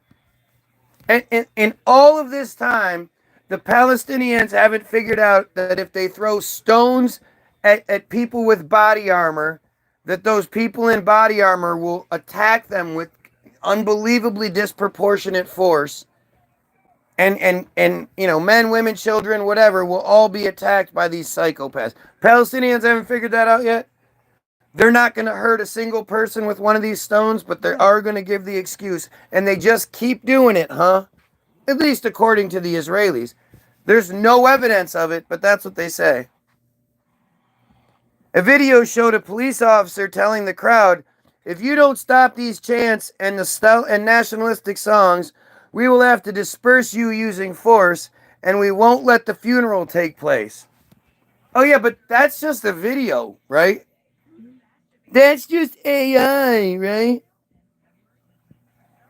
A video released by East Jerusalem's Christian leaders during a May 16th press conference shows that violence by Israeli police had begun even before the procession commenced. In the footage, taken from security cameras installed at St. Joseph's Hospital, dozens of Israeli police officers are seen storming the hospital building while Abu Akleh's casket had not yet left, as they hit, shoved, and trampled on patients. Officers also threw stun grenades, wounding and causing burns to medical staff, and fired bullets of unknown nature on the outside part of the compound. We pay for this. This is our tax dollars at work. The coffin was later loaded onto a hearse and transported to the Cathedral of Annunciation of the Virgin. That sounds very Catholic, doesn't it? No, it's all dirty Muslims there, though, right? But they got what they wanted. Had to be a hearse. And from there, carried on foot to a Greek Orthodox cemetery on Mount Zion, where she was buried next to her parents. The European Union released a statement saying it was appalled by the violence in the St. Joseph Hospital compound and the level of unnecessary force exercised by Israeli police throughout the funeral procession. Oh, I'm sure they were. On May 16th, the Covenant-run St. Joseph Hospital cited a statement from an organization representing 15 Christian denominations, the Christian Churches of the Holy Land Group, as saying, "The police actions constituted an invasion and disproportionate use of force and a severe violation of international norms and regulations, including the fundamental right of freedom of religion." The hospital's director, Jamal Kasua, said, "It was now clear the target of the police violence was the coffin itself, and that the Israeli police intention was to terrorize the people in the building." In an interview with CNN, Abu Akleh's brother described the police action as intentional and brutal, and said they could have instead blocked the road to stop the procession. He also denied the Israeli police's version that the police had an agreement with the Abu Akleh family. Told ya. Abu Akleh's niece related that she was threatened with a beating by an Israeli officer during the police rampage. But she was lying, I'm sure.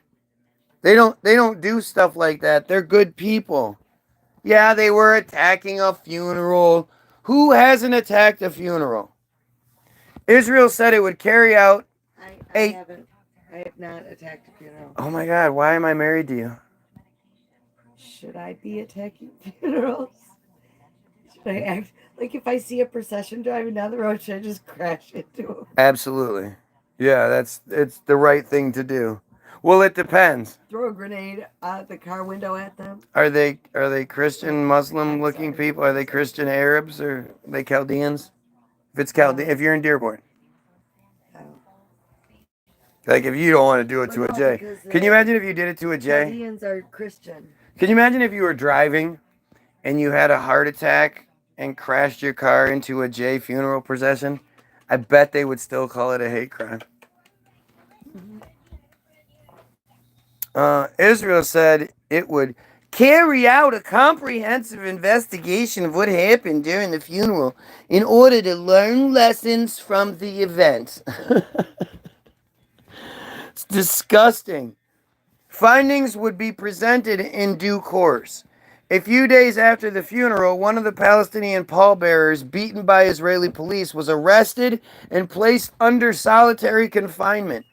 The police said the arrest was unrelated to the funeral, but has refused to provide a justification for the action. According to the pallbearer's lawyer, however, the interrogations were indeed about Abu Akleh's funeral. Why isn't anybody coming to these people's aid again? Like Muslim, Christian, the Catholic Church isn't coming, speaking out. The only time you've heard the Pope speak out about anything in this conflict is in the beginning when supposedly he was so appalled by the around 1,100 Israelis that were killed. Well, at the time it was around 1,400 Israelis or people in Israel that were killed that day. And how dare the Palestinians just assault the Israelis like that, and like the Pope just condemned them so much. And then I think recently he said something about how Israel is attacking innocent people or something. I don't know. I don't know. It's probably not very, very good. The Israeli health ministry said they would review the violence at the funeral.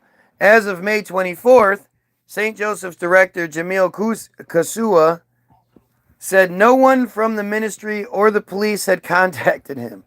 On June 16th, the Israeli police announced that an internal investigation into the conduct of police at Abu Akleh's funeral had been completed, and the results had been delivered to Police Commissioner Kobi Shabati and Public Security Minister Omer Bar-Lev. Although the conclusions were not released to the public, Shabati released a corresponding statement that the funeral procession of journalist Shireen Abu Akleh was a complex event. It is impossible to remain indifferent to the difficult scenes, claiming that the incident needed to be properly reviewed, so that the sensitive events such as these are not violently disturbed by rioters, and that under my guidance, the police reviewed the contact of the forces on the ground with the aim of drawing lessons and improving operational conduct in similar future events. So they're planning on, attacking more funerals. Hartz and the both said that the investigation found that the police misconduct had taken place, but it was decided in advance of the investigation that there would be no disciplinary action.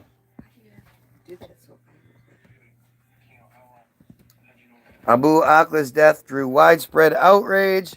Al Jazeera described the killing of Abu Akleh as a horrifying crime that breaches international norms and was committed in cold blood. The network managing director, Giles Trendle, stated that the network was shocked and saddened by her death and called for a transparent investigation. Again, as bad as the death is, the funeral's worse. The funeral is this obvious, no investigation needed. It's all filmed. It's all it's just stupid. It really is just embarrassingly stupid. Anyway, I'm done. I'm just done. This is fucking stupid. Anyway, is there a popular conspiracy theory you don't believe in? Yep, that's what it is. This is a conspiracy theory. Now this dumb Jay is trying to say this is a conspiracy theory. Right. Right.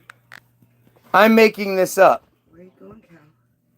This is made up. This wasn't a real thing that happened. This is how stupid you have to be able to do this, right? To not be saddened by and affected by, and I mean this has nothing to do with me. Not Palestinian, not Christian, not anything like that. But I still think what happened is unfucking believable. Attacking funerals is just unfucking believable. That's the lowest of the low. Right.